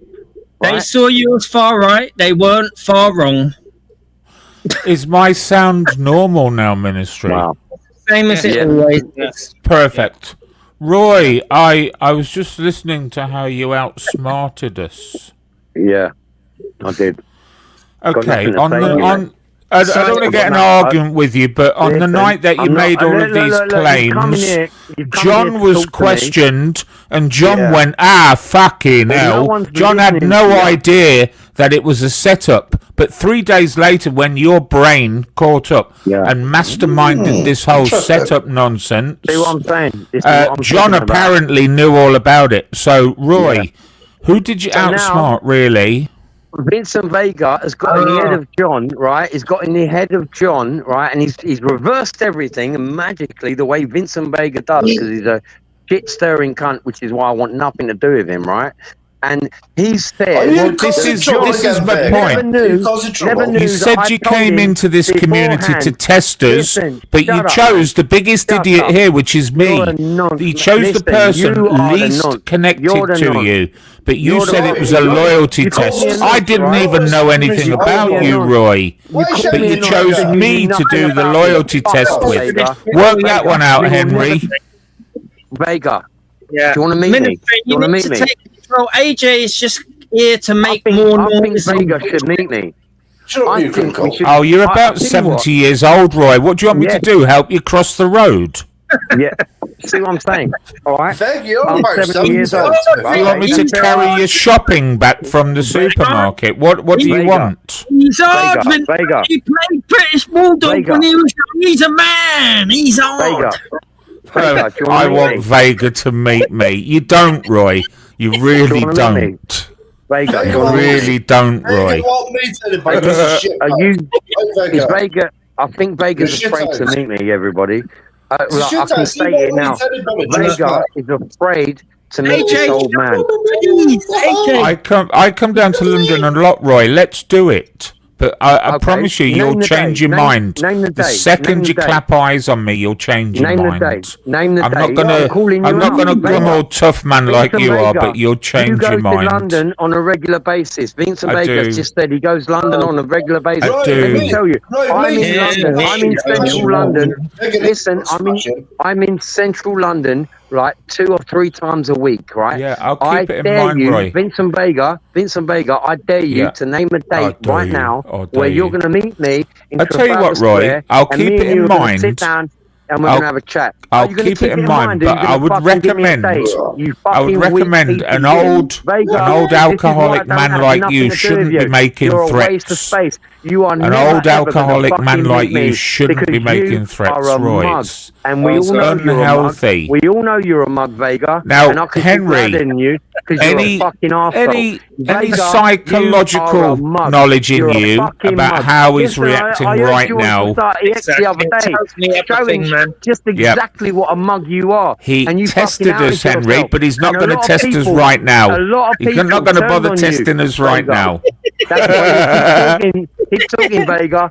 It's a psyop. All them people, Yes, they it ain't a psyop right now, though. It was earlier. This is part of reverse psychology. He's fucking with us, Henry. Messing with us. This is all part of the plan. He's twisting me and you up in knots. You're a weak piece of shit, and you're afraid of me. You're afraid. You're scared. Twisting us up in knots. Vega is scared of Roy, by the way, just so you all know. Pussy boy. I feel twisted up, and I don't know how to reply to this. Crinkle, are you in his knickers or what? This is a double Roy, this is a double. Ministry, you cheered me up, man. It's good to see you, Ministry. Shut up, you mug. Shut up, you mug. You have cheered me up no end. Get Matt. Fucking mug. What a mug. Oh, I'll come down to London on a regular basis, but I don't want to meet you, Roy, just in case. I didn't say I don't want to meet you, Roy. You're making that bit up. You're a wanker. Call it on then, you mug. Call it on. Call it on then, you mug. That's Come not on, very Christian. Come That's on, not very you want to be Christian. on the wall in your fucking gob, you cunt. Did you tell the priest that? that? Mate? I'll rip your fucking eyeballs out, you mug. Now, just for the sake of the listening audience, I'll rip your this fucking fella spitting out all of the threats right now is about 65 years old. No, I'm older than that. He sits most of his time in a little Indian shop in London drinking cheap alcohol. Thank you. And this thing here is challenging me to a duel. You know what? Thank you, Vega. I feel like a young man. All of a sudden, you've made me feel like a young man. Oh, yeah. I think you're man. I think Vega wants to bum me. Listen, I think don't Vega's engage like with looking at him. me, That's what he wants. Just tell him he's a my prick and just leave aggressive it at attitude that. and thinking, Right, I I thought can you said, imagine him in a song. hang on a minute, wait a minute, AJ. Roy, you said you don't care what people think about you. You said you don't care. It seems like you care. I do when it comes to Vega. I don't want him to look at me in a song and think, oh, he's got, that cheek's not really in play. Oh, no. I want Vega to look at me. How did I upset you, Roy? Oh, yeah. How did I upset you, Roy? I wasn't on your radar when you came on here telling us how handy you were with your fists against women. You picked on Glenn. Okay. Oh, did I? Did I pick on Glyn? Or did I point out that Glyn was a twice convicted woman beater? Which one is it, Roy? I don't care. I don't give a fuck. You don't care? Well, that's the point. You're a bully. That was my point, Roy. Finally, you've got it. Whatever he went through, right? Whatever experience he had to go through and with, right? Yeah. It had nothing to do with you, and yet you put him on trial like a kangaroo cunt. I didn't put him on trial. I'm telling you now, mate. If you want to fucking experience ask Glyn if he felt like he was on trial. I dare you, Roy. I fucking dare you. Yeah, stop daring, Roy. You're an old man. Roy, you said you're a Christian. Does your priest or whatever, the guy in the church, agree with this behaviour? Respond. Crinkle, shut up. And does Vincent have a point about John? John didn't know. John didn't have a Scooby-Doo, Henry. I'm going to speak in Roy's language. He didn't have a Scooby. He didn't have a Scooby. John didn't have a Scooby about this master psyop. And then the pair of thick cunts went away for 3 days and came back with this, it was a test theory. It was a test. Fuck off. Oh, Roy. Jesus Christ. Come on, man. That's fucking, Roy, honestly, you can't pull the wool over anyone's eyes, apart from yourself, apart from your own eyes. That's how thick you are, Roy. And when Henry said earlier about this whole stupid people think they're intelligent, and it's a really worrying trait in a lot of people, and it tends to be the more stupid you are, the more intelligent you think you are. Yes, I think so. What is it called? What's the Dunning-Kruger effect. Dunning-Kruger effect. Thank you, Henry. Google that, Roy. Dunning-Kruger effect. Google this. You're not bad, Vega. Well done, Anthony. Thanks for your contribution, Anthony. Thank you. So there's, 1, 2, 3 women beaters on here. Fucking hell, this is a record. Yes. It's like half woman beaters, half not. Yeah, it's a 50-50 mix. Fucking hell, man. And they're all Christians, I bet. Of course, they all found God. God is important, you know. God's on their side.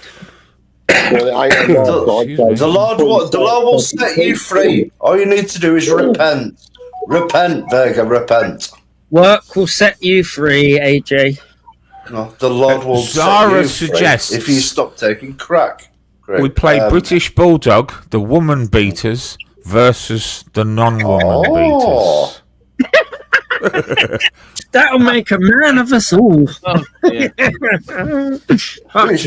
You're such an hypocrite, aren't you, Vega?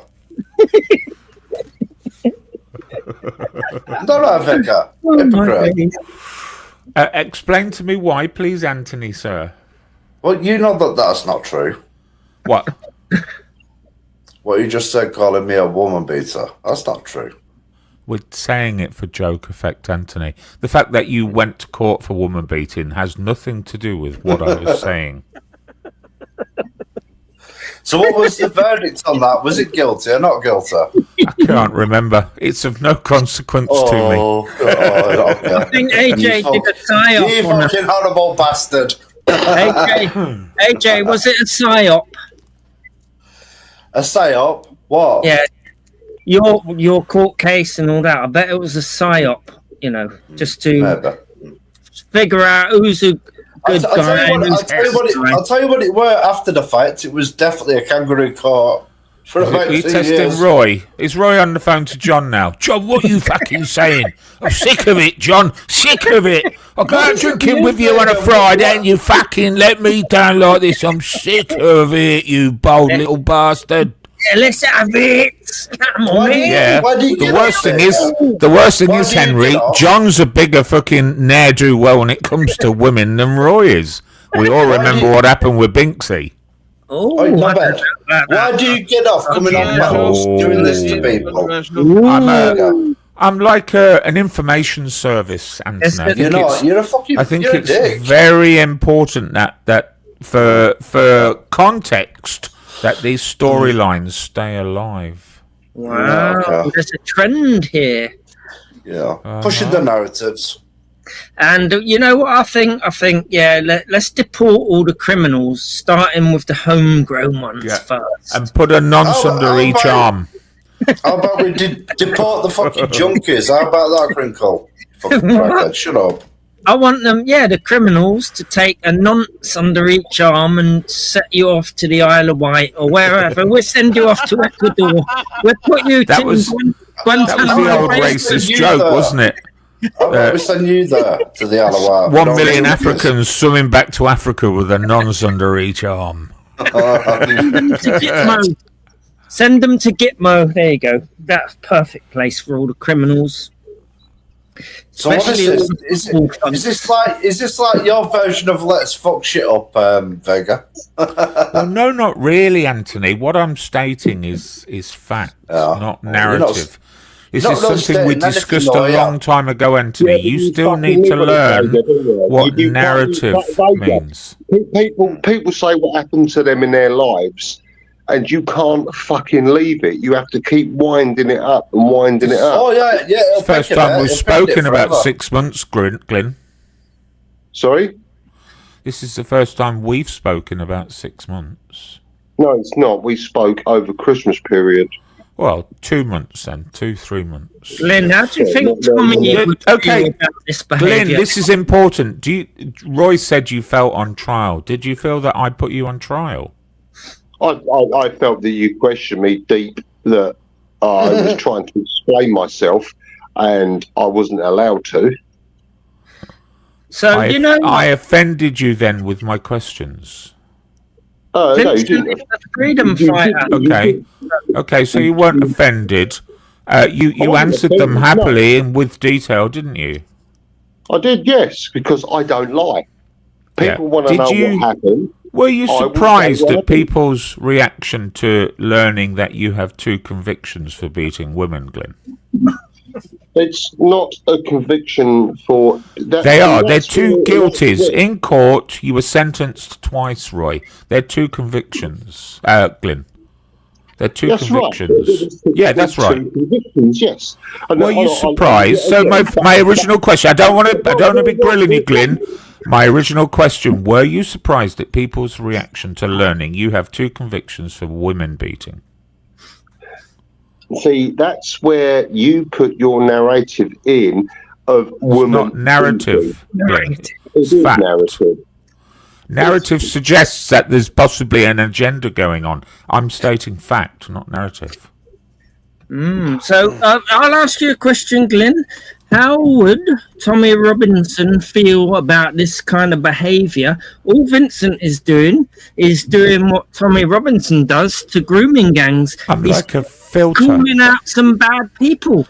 So what's wrong with that? For fuck's sake, what is this? And they're overrepresented in this community, the woman beaters and all that. Like, something's going on. The thing is you say what happens and it gets dragged out of context. You get renamed as something, whatever. And it's, before you know it, you're this fucking evil, fucking disgusting person. Sounds like the plot of Star Wars, that, Glenn. Talk about it. Let's fuck shit up. What the fuck's going on here? Exactly what went on. People don't understand exactly what went on. You talk to people in confidence of what went on years ago, and all of a sudden, because they take a dislike to you, it's like, oh yeah, you're this evil man. You've done this, you've done that. How about this, Big? Tell us about the fucking Mel Nanny, you fucking puff. She was great, Anthony. Move on. He was great, you mean? Faggot. It's blown out of proportion. Everybody takes sides. Everybody, all of a sudden, it's like he said, she said, they done. Oh, let's wind this one up. Blah blah blah. Next time Glyn comes online somewhere, oh, he's this right fucking psychopathic woman hater. Blah blah blah blah blah. Glyn, as a convicted criminal, do you agree with Danny Roscoe, who says we should just send them somewhere, like get rid of them? Like, shut up, you crackhead. Shut up, you crackhead. DJ would. Shut the fuck up, you crackhead. I don't talk to crackheads in the street, yeah, and I fucking certainly don't want to talk to you. Shut the fuck up. I'm not convicted of anything. No, but you're a crackhead. You're a fucking crackhead, little junker. You say boo to a farmyard goose, and the goose will take you to court for fucking for abuse. So pixels on the screen make me guilty of being a criminal. Is that right? I'm not sure that works. It works that way. You know what I'm saying? Well, the shit that you do online does. Well, you're like fucking go bombing and shit, and using AI for the wrong reasons when you accept it, when you download it, and it says in the terms and conditions, but you fucking abuse that shit. Oh, so if I break YouTube terms and conditions, so in that way, yes, you're a criminal. Do you live under YouTube? Shut the fuck up. Yeah, so there you go. You know what I'm saying is fucking right. Oh yeah, I've pressed the ignore button for you again, AJ. Yeah, there you go. Yeah, that's when you're losing a fucking argument. He hates it when you ignore him. He doesn't know what to do. He gets frustrated and angry and rage quits. Goes to eat some biscuits. Let's have a rap battle, AJ. You ready? Roy, I'll knock you out. Oi, listen to this, Roy. I'll knock you out. Like I say, Craig Cook. Like I say, show me on the teddy bear where your dad touched you. Oh, come on, that's enough. Ignore button activated. Ignore button activated. So I want to have a rap battle with Roy. Roy, Roy's gone silent. This is just getting fucking stupid. When you're up on a march, yeah, doing that peekaboo, I'll put you in hospital for a week or two. I'll knock you out sneaker shoes. You know what I'm saying? You little germ, silly, like a little sperm that comes out my willy. You get me? Henry, what would you get to rhyme with woman beater? Woman beater. So yeah, woman beater. Yeah, I will defeat you. Yo, I'll stick my feet in you. I'll stick my foot on your head. Yeah, I can keep going, until I'm dead. I'll keep going, you motherfuckers. I see the spaz in you. I know you go to Sports Direct to stock up on your Slazenger. I'll roll up on my scooter and I'll damage you. I'll tie you up, mangle you while you're wearing your Wranglers. So there you go. Yeah, that'll I'm like a starling. I'll glue you to the floor and I'll stamp on your toes. You should be so proud of your friend, Vincent. I'm like a starling launch, something spectacular. You're just a mongoloid, and that's the common vernacular. I'll leave you out for the count, like Dracula. And just for good measure and my pleasure, when you're on the floor, I'll smack you with a spatula. How about that? Oh. Yeah, I'll let you have a fucking sledgehammer. I'll set it off, man. I'm cut from a different cloth. I'm sublime. I'm a sublime eagle. You're just a moth. So there you go. I'm essential, man. I'll come up to you and you're going to have to fix your dental because I'll get hard on the instrumental. I'm a BMW. I'm a Mercedes. Just drive a rental. Show me your credentials. I might be mad, but you're fucking mental. We give up because my avatar fucking mouse fucking doing your voice, you dickhead. What's up? I'm like a brown nose, a pit bull terrier. Yeah, I'll come up to you and I'll be merrier because I'll leave you underground. I'll bury you. Where you gonna get smellier and smellier? Somewhere in the wilderness. Trinkle, shut the fuck up. Forgotten. You crackhead. Crackhead? Give up, AJ. He's a lyrical genius. Let him work. Okay. Let him work. Crackhead, hang on a minute. I'll leave you horizontal. Dead. There you go. So your turn, AJ. Set it off, bro. Spit me that fucking fire. Henry, if I asked you to make a rap about Anthony, what would you use to rhyme with fat piece of shit? Says you, Vega. We seen you in that fucking lift. You fat fucking lot of shit. Fuck you. Fat piece of shit. If it ain't broke, don't fix it. I'll come through your whole hood like liquid. Roddy Rah. His name, Aussie. He's driving in his car. Roddy Rah. So yeah. Why is Roy's on the phone to John? He's on the phone to John. What you doing to me, John? You trying to have me over? Where have you been anyway, Vincent? I ain't seen you. I've been on a panel with you. He's been shagging the male nanny. That's where he's been. You need to get over this, Anthony. Yeah. Well, apparently you said that you're still with the nanny, so ignore. Still with the nanny. I take she's not a nanny anymore, Anthony. She's got a proper job now. I take it you've had a civil partnership. And she's not 19 anymore. Partnership. I drive in a rocket ship. How do you do women, Anthony? How well do you do with women, Anthony? Young, dear? You like them young, okay? Well, I don't like old women, if that's what you're implying. No. I would choose a 50-year-old single jobless mother. No. Why would I? I pictured you back in the day. I'm pretty sure he was like, fuck. Like, you live in a council house, you like that fat little fucking Dan DeVito. I do. Yeah. Sits on the couch all day. Yeah. And waits for the right opportunities, jump on a pole and fuck shit up. Yeah, that's it. You got me down to a T, Anthony. Still a bustard. You'll always be a bustard. Fuck shit up. Hang on a minute. AJ, your mum, she said you're a buttercup. That mirror was curved, you're a fucking Zara. Bustard as well, you crackhead. The mirror was curved. Yeah. And your girlfriend, she said you can't even get it up.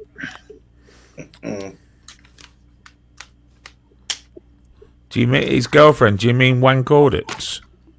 It's the only person he's in a relationship with.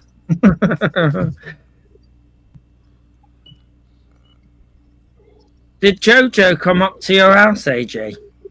I mean, come on, Vincent. We never see you with a woman, do we? Or hear well, I tell you what. I'll bring up some photographs now. Vincent, that'll solve it. That'll solve it. Because everyone does. Everyone else has done it. They've shown a photograph of their partner or girlfriend or wife. So I'll do it right now. Yeah. Anthony, you're very thick. You would never do I've that. seen you with a woman up where. We've never seen you with a woman. Show your face, Vincent. So never seen you with a woman either, Anthony, and I don't think we ever will. Okay. Yes, you have. Yes, you have. Emma and Shelley down fucking Coventry, so stop talking shit. Oh, my Lord. Stop talking shit. Let's bring it down to the Any success stories, Anthony, when it comes to women? Any success stories? Fuck off. Any success stories? Yeah, you're a wanker. Boom. Well done. Anthony, Pantony.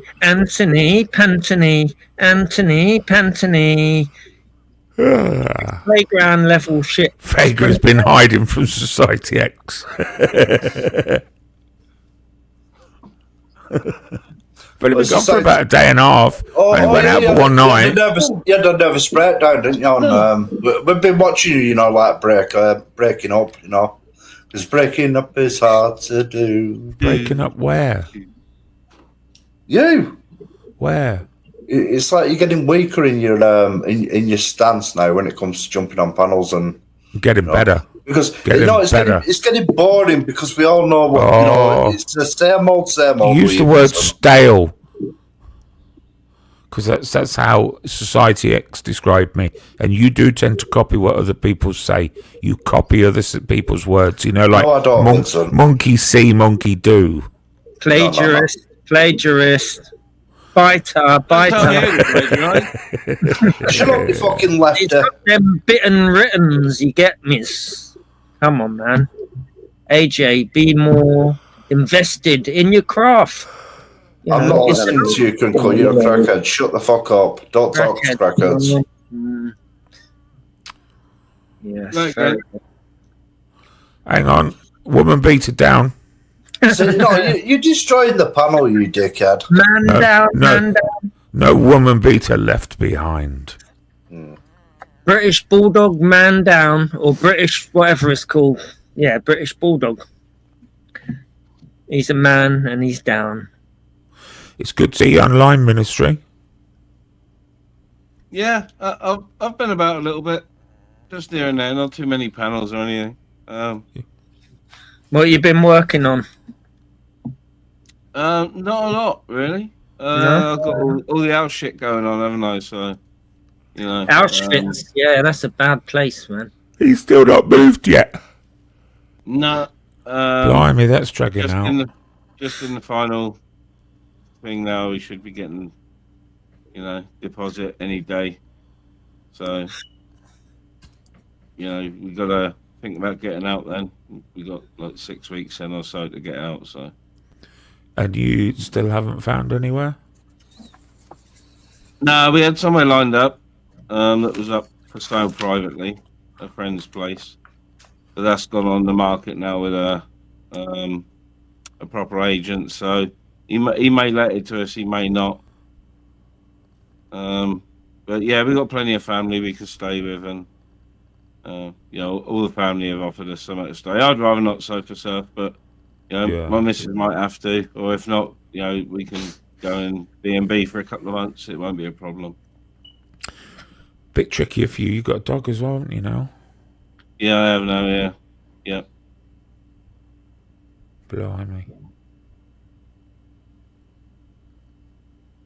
You always have to put the damper on things, don't you? Well, there's no damper, Anthony. It's a tricky time. It's meant to be the most stressful time for us moving house, and it is. but you know, we're capable humans, unlike you. So ministry will handle it like a boss. Me saying blimey doesn't make ministry think, oh bloody hell, my world's coming to an end. You know, whoever it would be, it'd be a stressful time. Yeah, it's horrible. Especially doing, selling the way we have. When I moved into Vega Towers, it was very stressful. Getting 6 grand pianos shifted from one property to another was a nightmare. All them windows tried to take out to remove the piano. Didn't have any fingernails left. 2 of them had to be craned in from the top into the orangeries, the matching orangeries at the back. It was a nightmare. Whereas when you moved into your council house shithole, Anthony, that black bin bag was no problem to you in the back of the taxi when you were moved in. Is that it, Vega? Yeah. Fucking hell, you're a genius, you. Yeah. Has anybody ever told you that? No. Oh, I was going to say they were lying. So, you ruined that for me, didn't you? Do you ever listen to yourself, Anthony? Yes. You ever heard your voice back? And when you hear it, what do you think? Fucking hell, What a waste of time. Okay, now, man. I think to myself, what a wonderful day. That's what I think. Right. What do you think when you listen to yourself back? I bet you think, fucking hell, I've been a twat tonight. Well, I listen with a critical ear, Anthony, and I do tend to think to myself, well, maybe I should, temper my words a little bit better. I do. I probably overanalyze and overcritique myself. Do you find yourself doing that? No. Absolutely not. Easy, Frank. He probably looks in that mirror and hears himself and thinks, what a genius. I think sometimes my switch is broken, that little switch that you should press to say, no, stop. He thought it was on form tonight, didn't you, AJ? Oh, shut the fuck up, you fucking cold woman. He listens to himself, thinks, what is on form? He's so fucking good, that guy. I don't think of it like that. I just think... he's so clever. On YouTube, have a laugh, but Vega doesn't like to have a laugh, he just likes to fuck shit up. Yeah, but having a laugh... And he goes on about... Hang on. I see what's going on here. Now, you've made about 4 references to me being involved with Let's Fuck Shit Up when you were actually involved with the group Let's Fuck Shit Up, Anthony. What are you trying to do here? So, what you did, you implied that Let's Fuck Shit Up with the group, yeah? I never implied anything, Anthony. You're more than welcome. You're more than welcome to play any recordings of what I implied. There are all 4 bombers as well that I got the blame for. All that shit up shit. I was nothing to do with that. Shit up. And I got the blame for all your shit, innit? All the porn bombs you did. Listen to this dickhead. Well, you fucking prick. It's self-explanatory. Like, fuck shit up. I was never in it, you liar. I was never in it. And so I got the blame for all I wasn't important enough to be invited. No, you wouldn't be invited because you're I was outside the circle, Zara. Yes, and everyone knows I was too outside the circle. Oh. Who was in that circle? Let's name them. Interesting. Is it 12? Were there 12 of them? No. 12 now, is it? Wow, come on. No, 11. Was it 11 or 12? I'm not sure. Wow, okay. The 11. Do you know 11 in binary? That's 3. So maybe they're talking about 3. There is a 3 though, the 3. So you know, figure that out.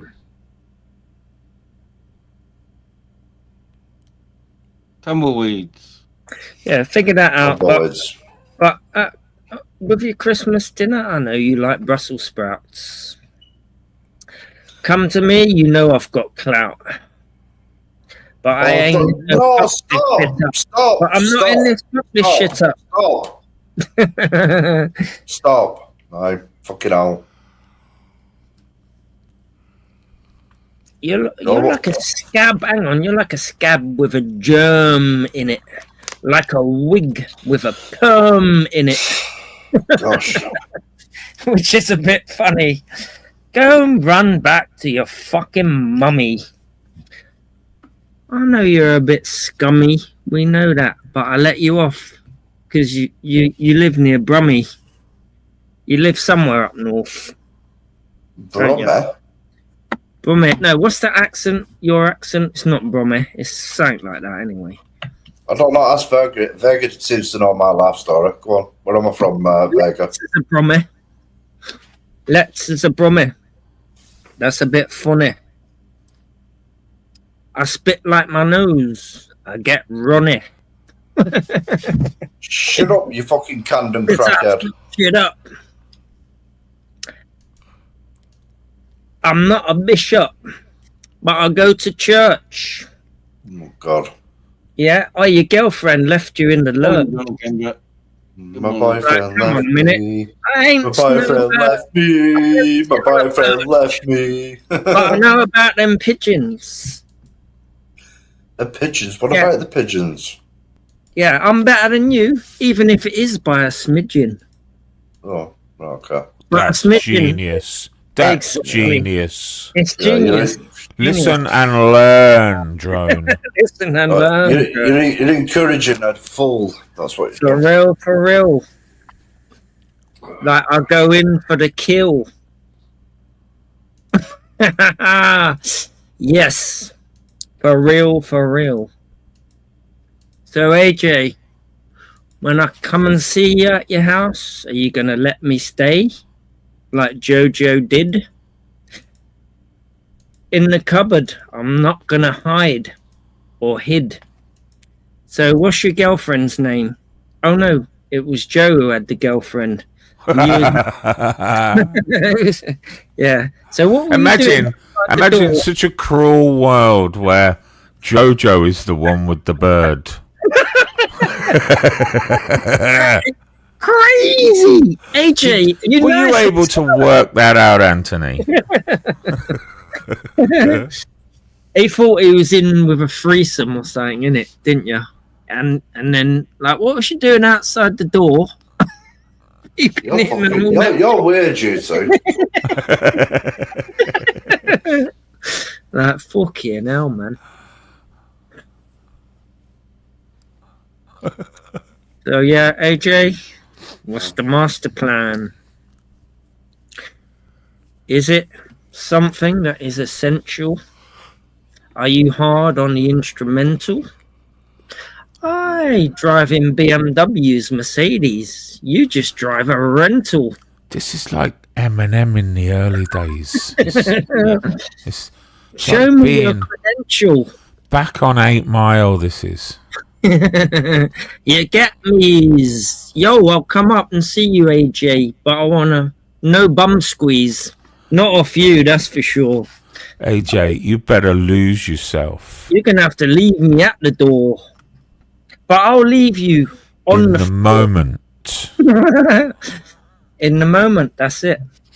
Vincent, why are you acting so hard with people on the panel? Why am I acting so hard? What is this all about? What is this about? You know? Lose yourself, AJ. You lose yourself. I've seen you offer that many people out, online.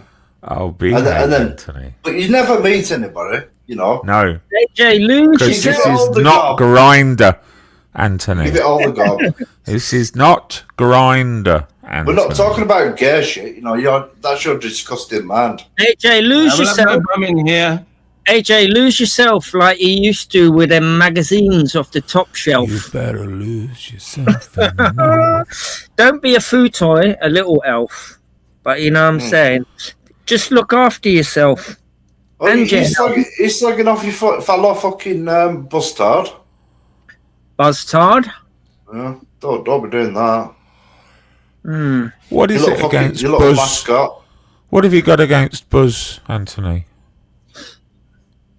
Well, you had a Discord group, didn't you? And that was let's fuck shit up. Definitely I was never in Discord. What is it against Buzz? Because I remember that night when you absolutely begged to be allowed back in the chat, and you dedicated must have been 2-3 hours to beg in to get back in the chat, and you called me a buzztard. How many years ago was that? Ah, so you did. Yeah, that's a good one, Zara.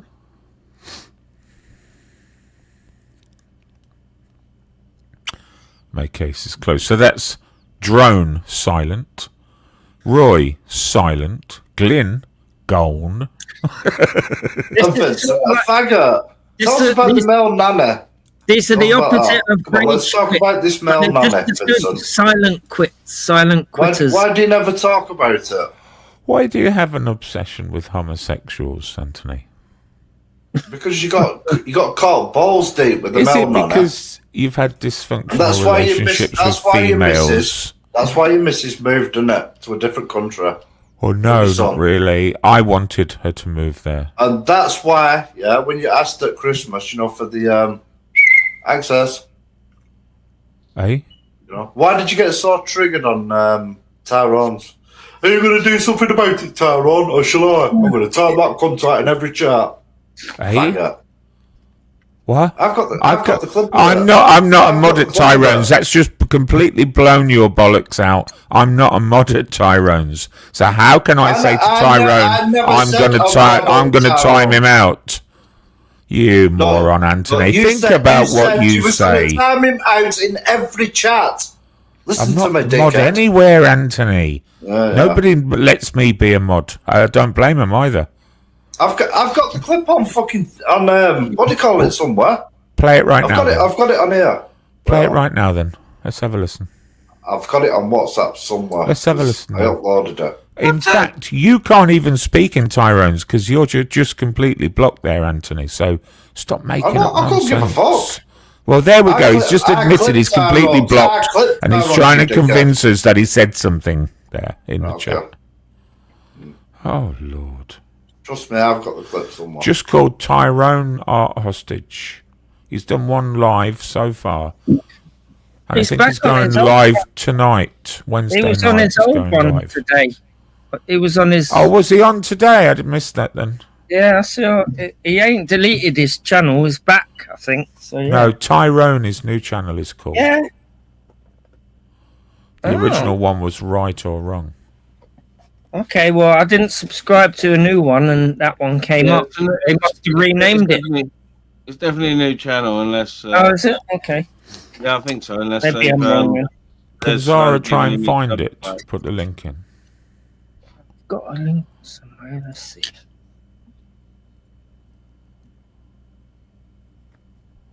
Any more bullshit to offer us, Anthony? Also, it's bullshit, is it? Yeah, any more made-up stuff you want to try and have a go at? You're such a liar, Vincent. You're such a liar. Ah, okay. I had it on my channel. I played it. Play it again, then. It had about 400 views, you prick, before I deleted my channel. Views. Shut up. Yeah, 2 views more, like you and your mum. No. Mum, you got to listen to this one. I'll have double views then. All right, son. Okay, keep denying it. I'll find it somewhere. Get out. I will. Yeah, it was right at the front of your memory until it comes to finding it. And then you can't remember where it is. Yeah, I like this story, Anthony. It depends if I've uploaded it as a URL, yeah, it'll be gone. But if I've uploaded it as a video, which some I do, I've got it. Nobody believes you, Anthony. Okay. Yeah, they do, because people have seen it, you dickhead. Seen it. URL? People have watched it. Smell. I'll leave you down under. Send you back to hell. Is that your bird, Anthony? No. Why are you playing her? Why are you obsessed with her? Oh, lots of clips. Why would you be obsessed with playing her? Shut up! You're their friend, you dickhead. Yeah, of course I am. Yeah. It's a little bit. We went out for coffee today. That's the problem. Why would you be playing her, Anthony? She's somebody else's gal. It's a bit stalkerish, and the next move is to beat like women. What's stalkerish is the shit that she tried to spin about me. Well, you do realise if you weren't to encourage it, it wouldn't happen. You know that, don't you, Drone? Yeah. You know, like a dog. You know how you can razz a dog up by going, you know, sort of pretending to throw a ball and running around, and you can get the dog all excited. Or you can ignore the dog and it'll just sit there calmly. You can press the ignore button like I do with you, AJ. And then it's me. I would answer 5 questions from you, Rob. Now, he's got my voice. That's not evidence that I said, I'm going to block him everywhere, then, is it?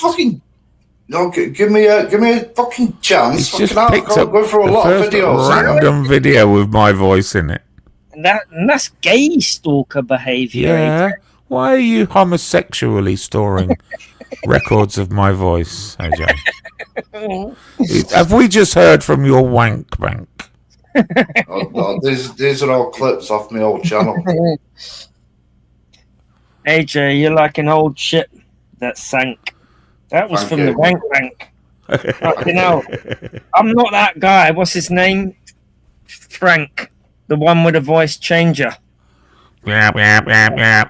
Who believes in the baby in the manger. Like, that's some Christian shit. That's funny. He needs to go back into his mummy's tummy. Because he's a bit bummy. Okay. I hope somebody's writing this shit down, honestly. Yeah,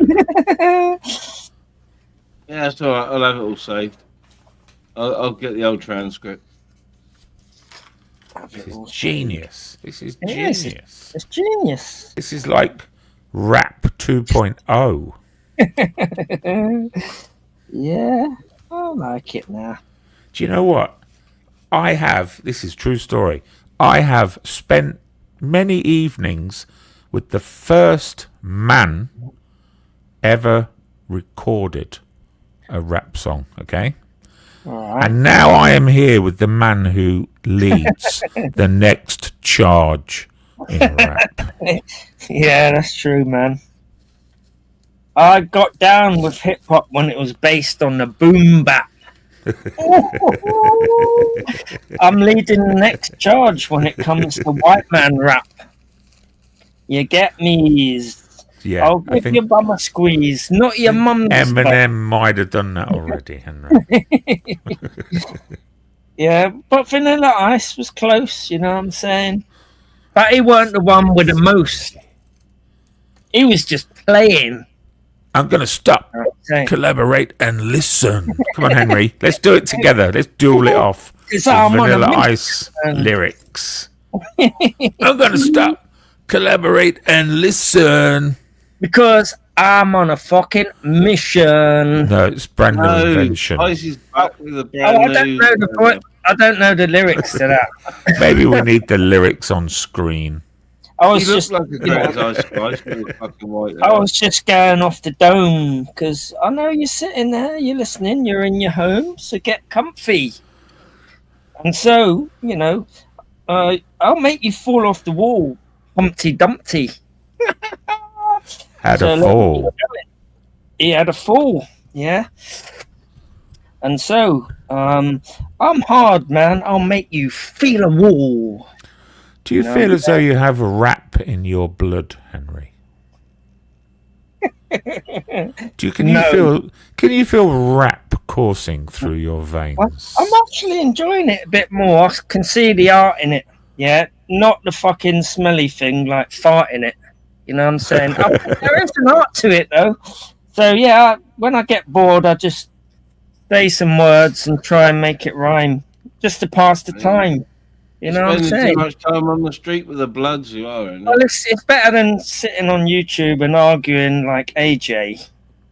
Like you're not learning anything, you know. And I just sit and pray, because when you've got nothing to say, He's still spitting bars. I'm still spitting them bars, man. You know what I'm saying? I drive them fast cars, man. What do you drive? BMXs? I know there's different sexes, but come on, Vincent. You know, don't get me vexed up. I know you want to, but I'm not going to let you sex me up. Oh my I'm Lord. not getting sexed up. Not by you.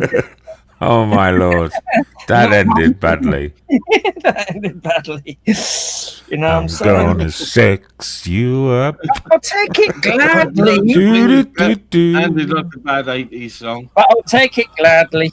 It ended badly. I know. But don't get too sadly.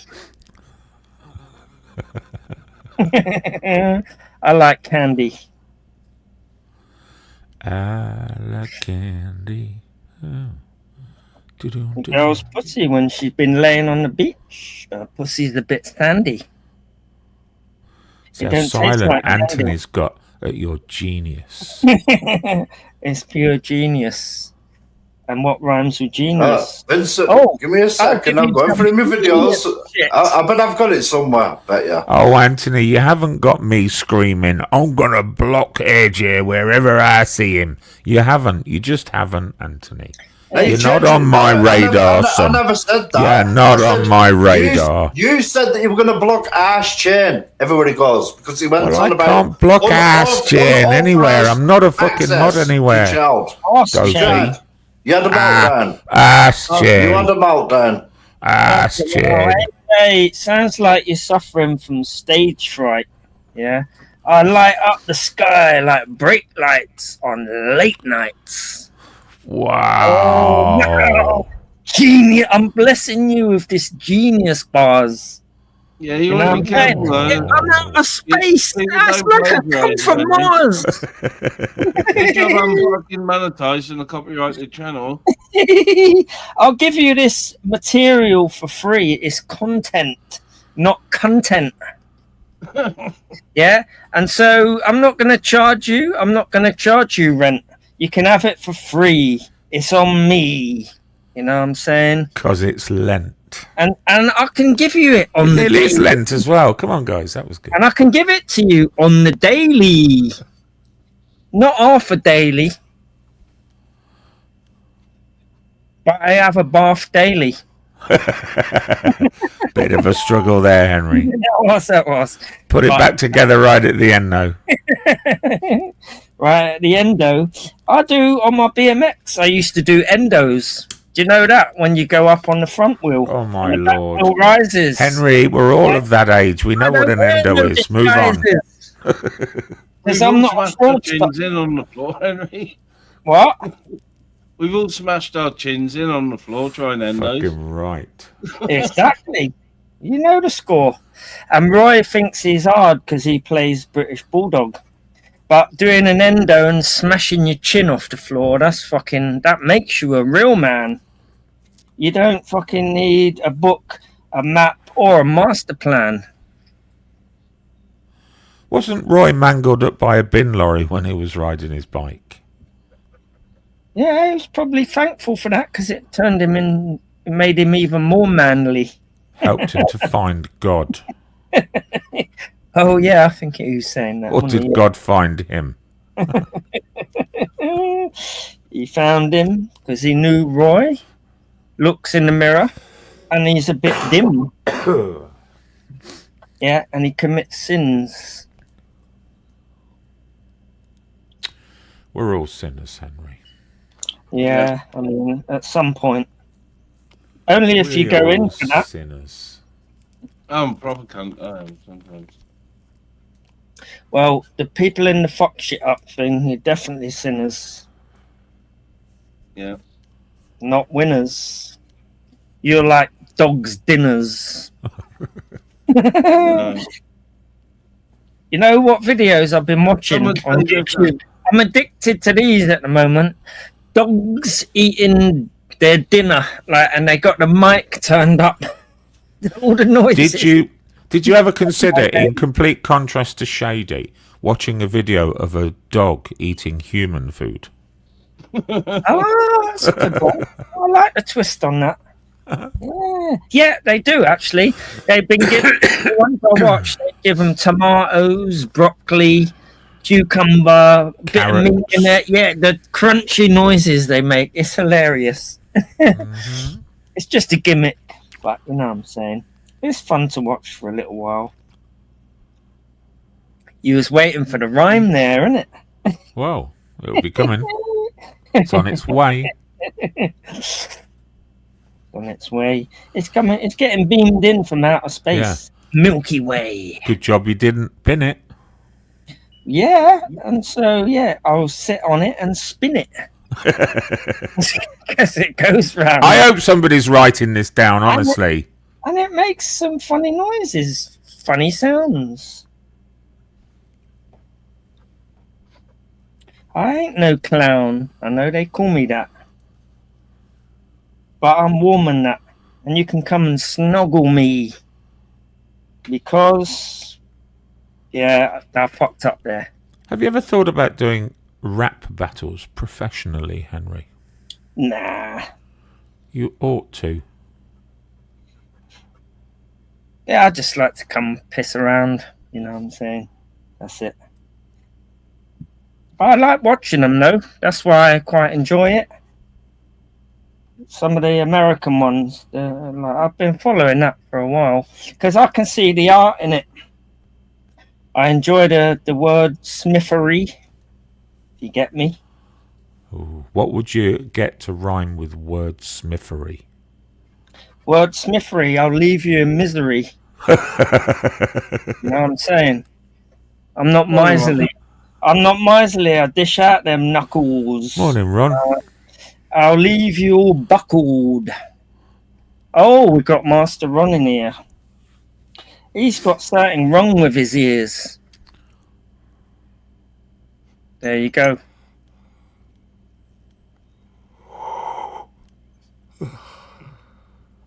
Keep going, Henry. Yeah, I'll just keep going. So I was doing a funny one the other day. Yeah, because I'll murk you. You come up with your crew, and I am uncirclable. Yeah, you definitely win a rap battle with that one. I'm uncirclable. I'll come up and see you, and I'm gonna merkle you. Murk you, yeah, but hang on a minute. I asked your mum about you. She thinks you're a burp, you. Nah, that's not too good. I think I'm gonna call 5 minutes on this live. Do you like dog food? It would appear that the live stream is full of lyrical genius now, Henry. Yeah. Well, of course, man. You know what I'm saying? I'm not forcing it, man. But, you know. Right. Okay. Your final challenge, Henry, is to create a rap with time, gentlemen, please. What can you get to rhyme with time, gentlemen, please? Time, gentlemen, please. When I'm around and rapping, just feel at ease. Ladies, please listen up.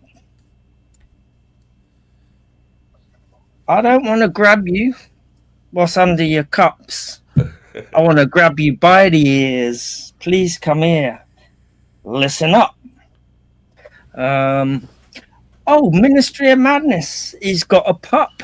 What's its name? It's a border collie. My name ain't Ollie. but you think it is.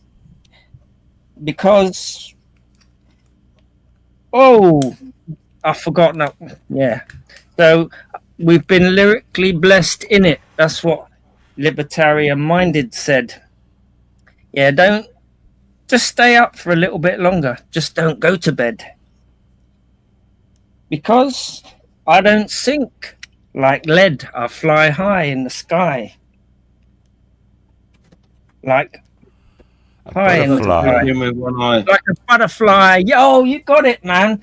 Yeah. I'm like a pit bull terrier. No, we've done that one.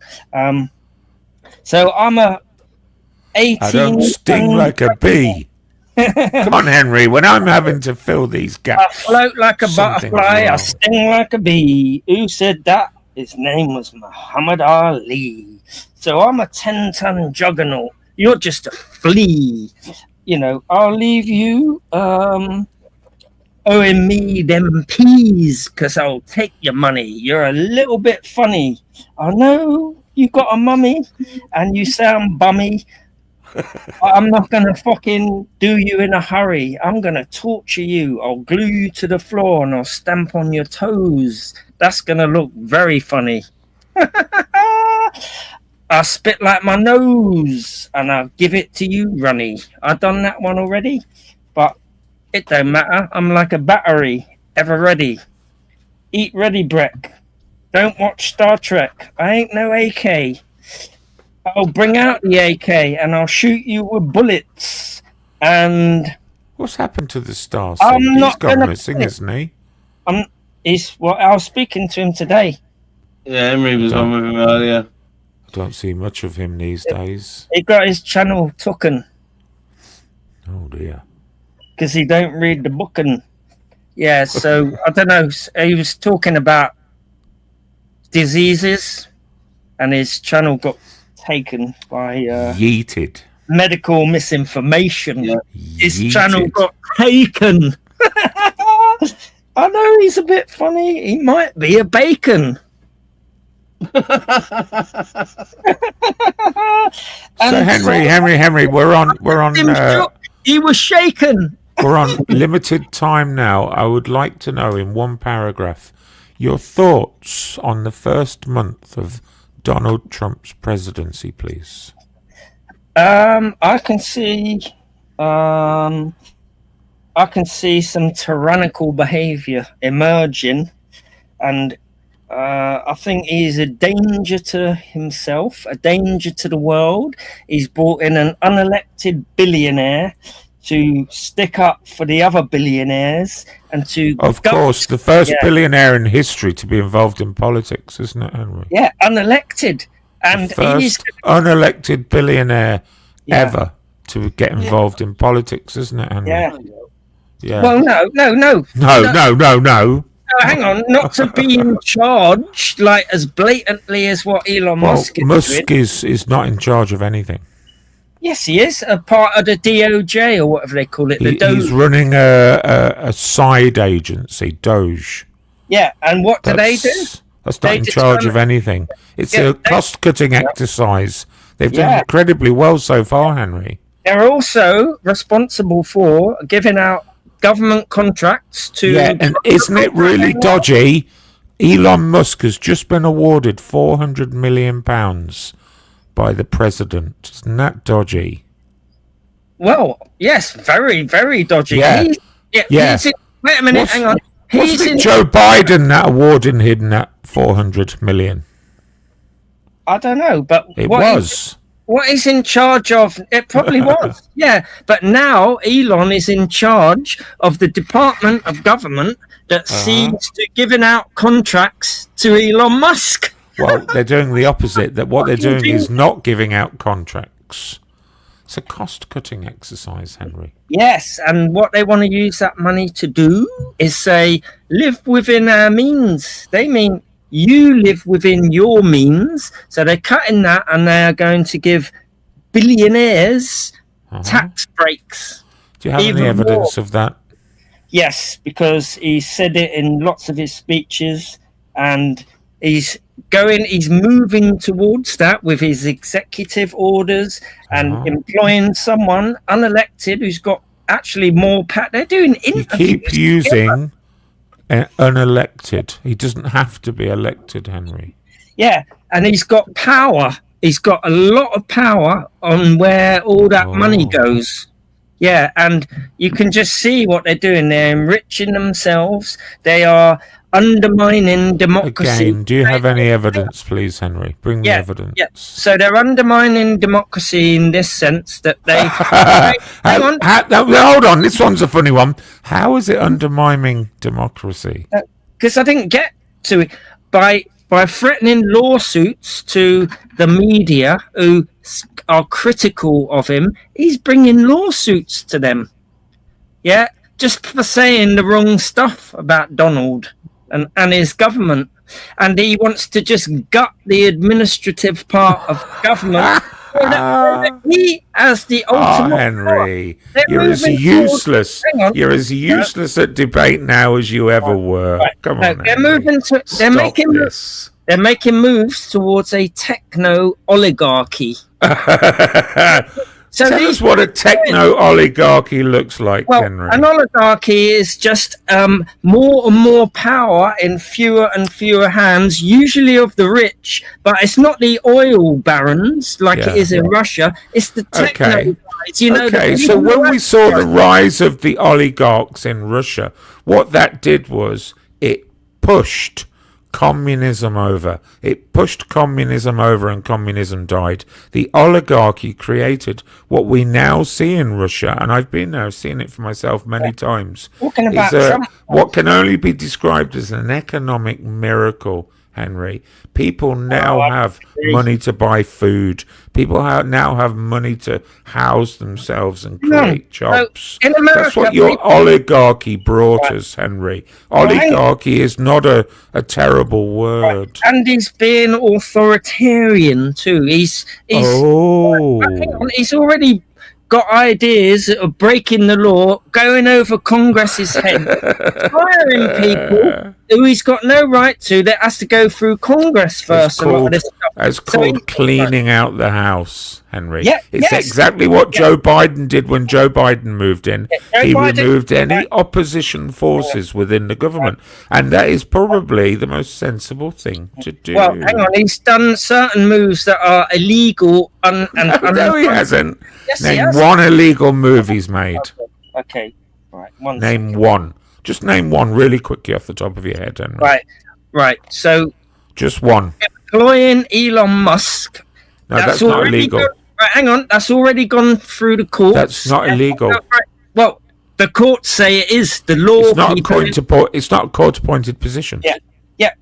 What he's done is illegal, and the courts have just blocked it. Actually, and now they're backpedaling, saying, "Oh no, he hasn't got any power. He's not. He doesn't do it. Like he hasn't got any power, Henry. He's not in charge. He's merely there in an advisory role. That's all. Right, that's what they're saying now. Yeah, that's what they said from the start, Henry.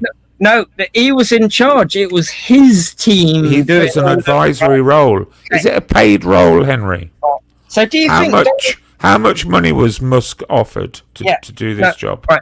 He can allocate. Right, hang on. Non-paid role. Hang on. Yeah, but he's in charge of allocating money to his own businesses. Like, come off it.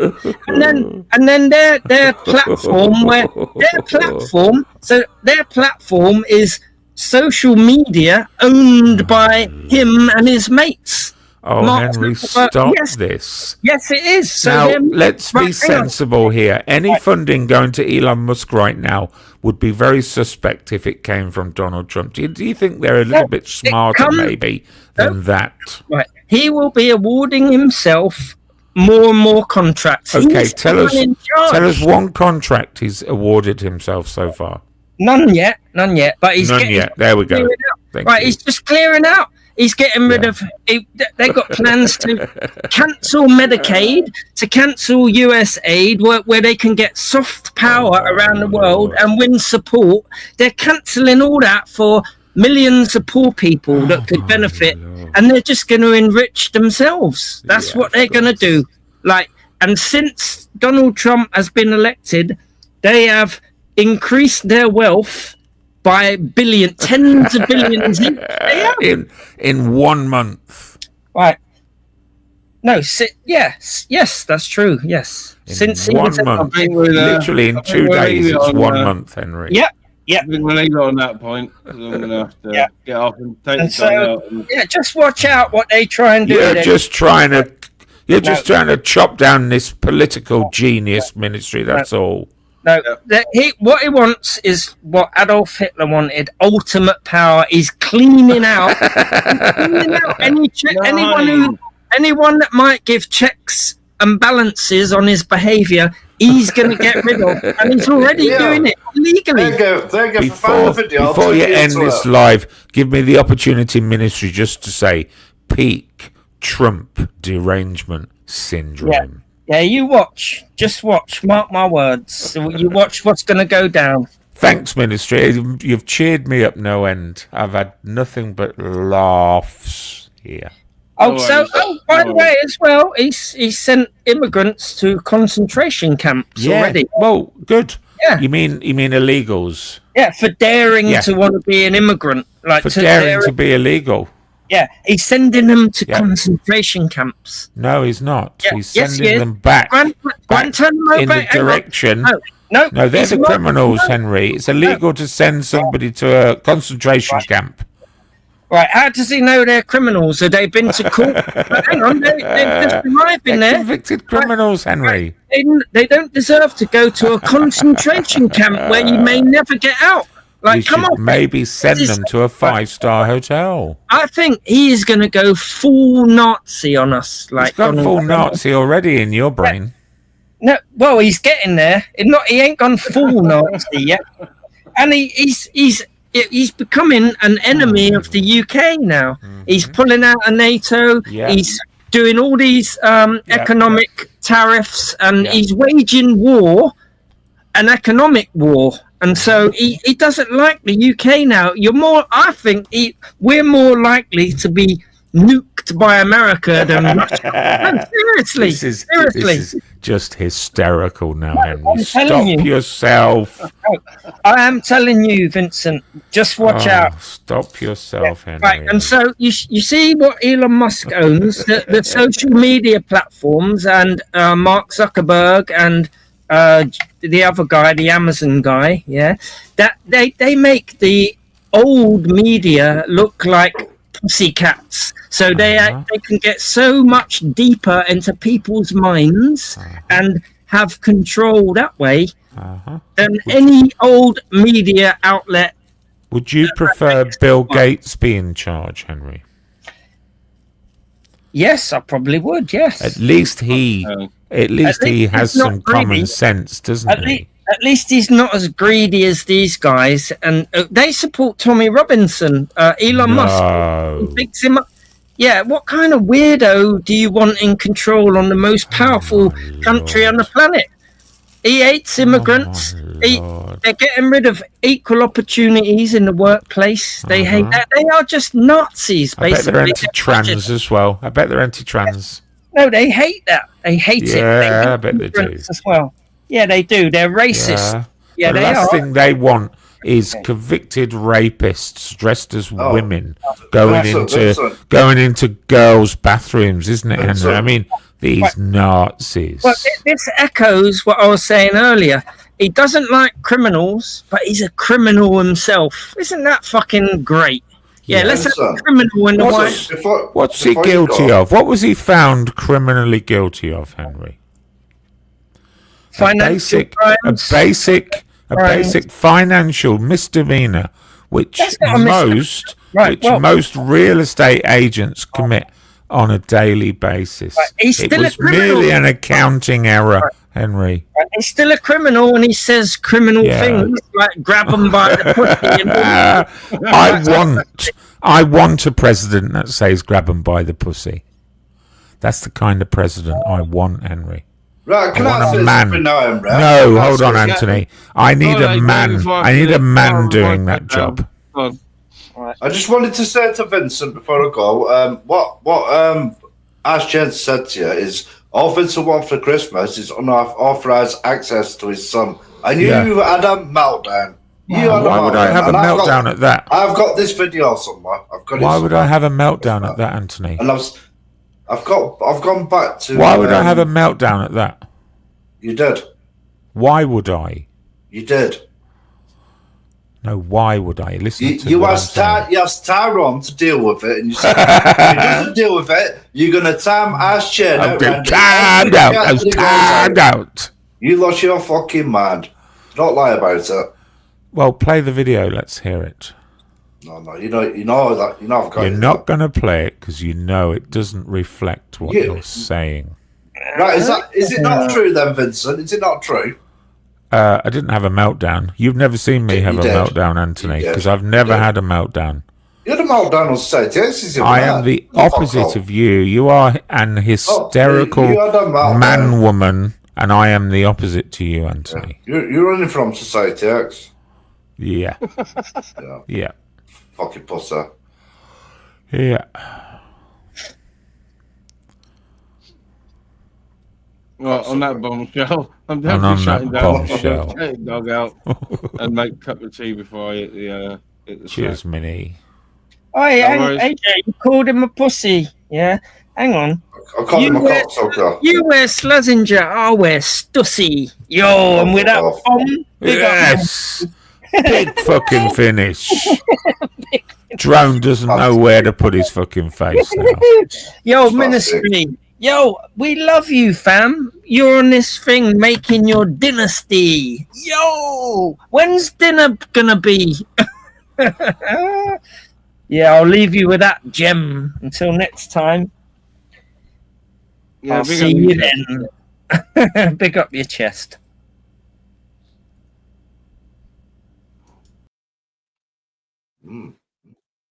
That chemistry.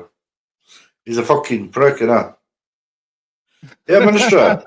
Minister, you know that video exists, and I put it in WhatsApp, didn't I? It does exist. You know the meltdown, and he's fucking denying it. I've just searched for all the videos, can't find it. That's pissed me off, that. I bet you were thinking, go and find it. It's been entertaining anyway. It's been an entertaining live. Oh no, Crinkle just spoils it all. When a bit sits up towards the end, but you know, that's the way it goes. Oh, what's this? Okay, can I just say one thing before you stop? No, that's not it. I'm going to be searching through all this WhatsApp tomorrow.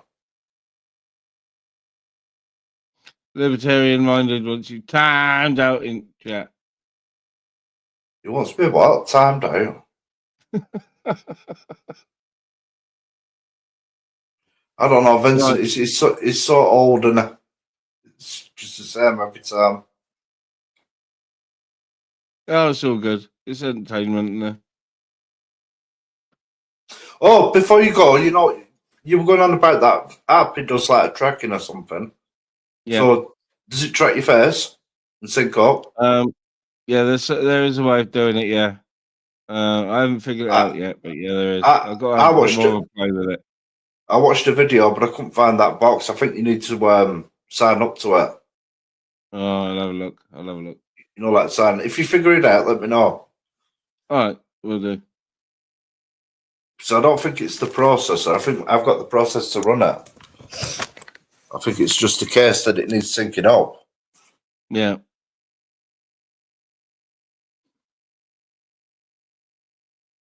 All right, I'm the fuck out. Yeah. I'll speak to you later. Cheers for coming on. All right, see you later. In a bit.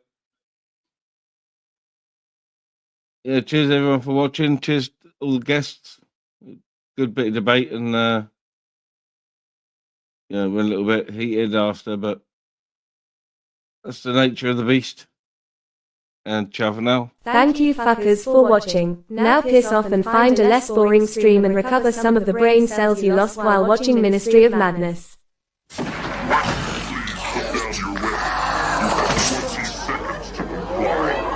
to leave! I think you'd better do what he says, Mr. Kennedy.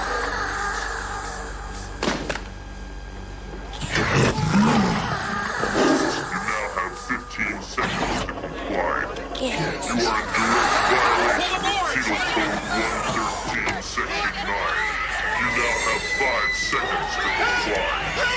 4,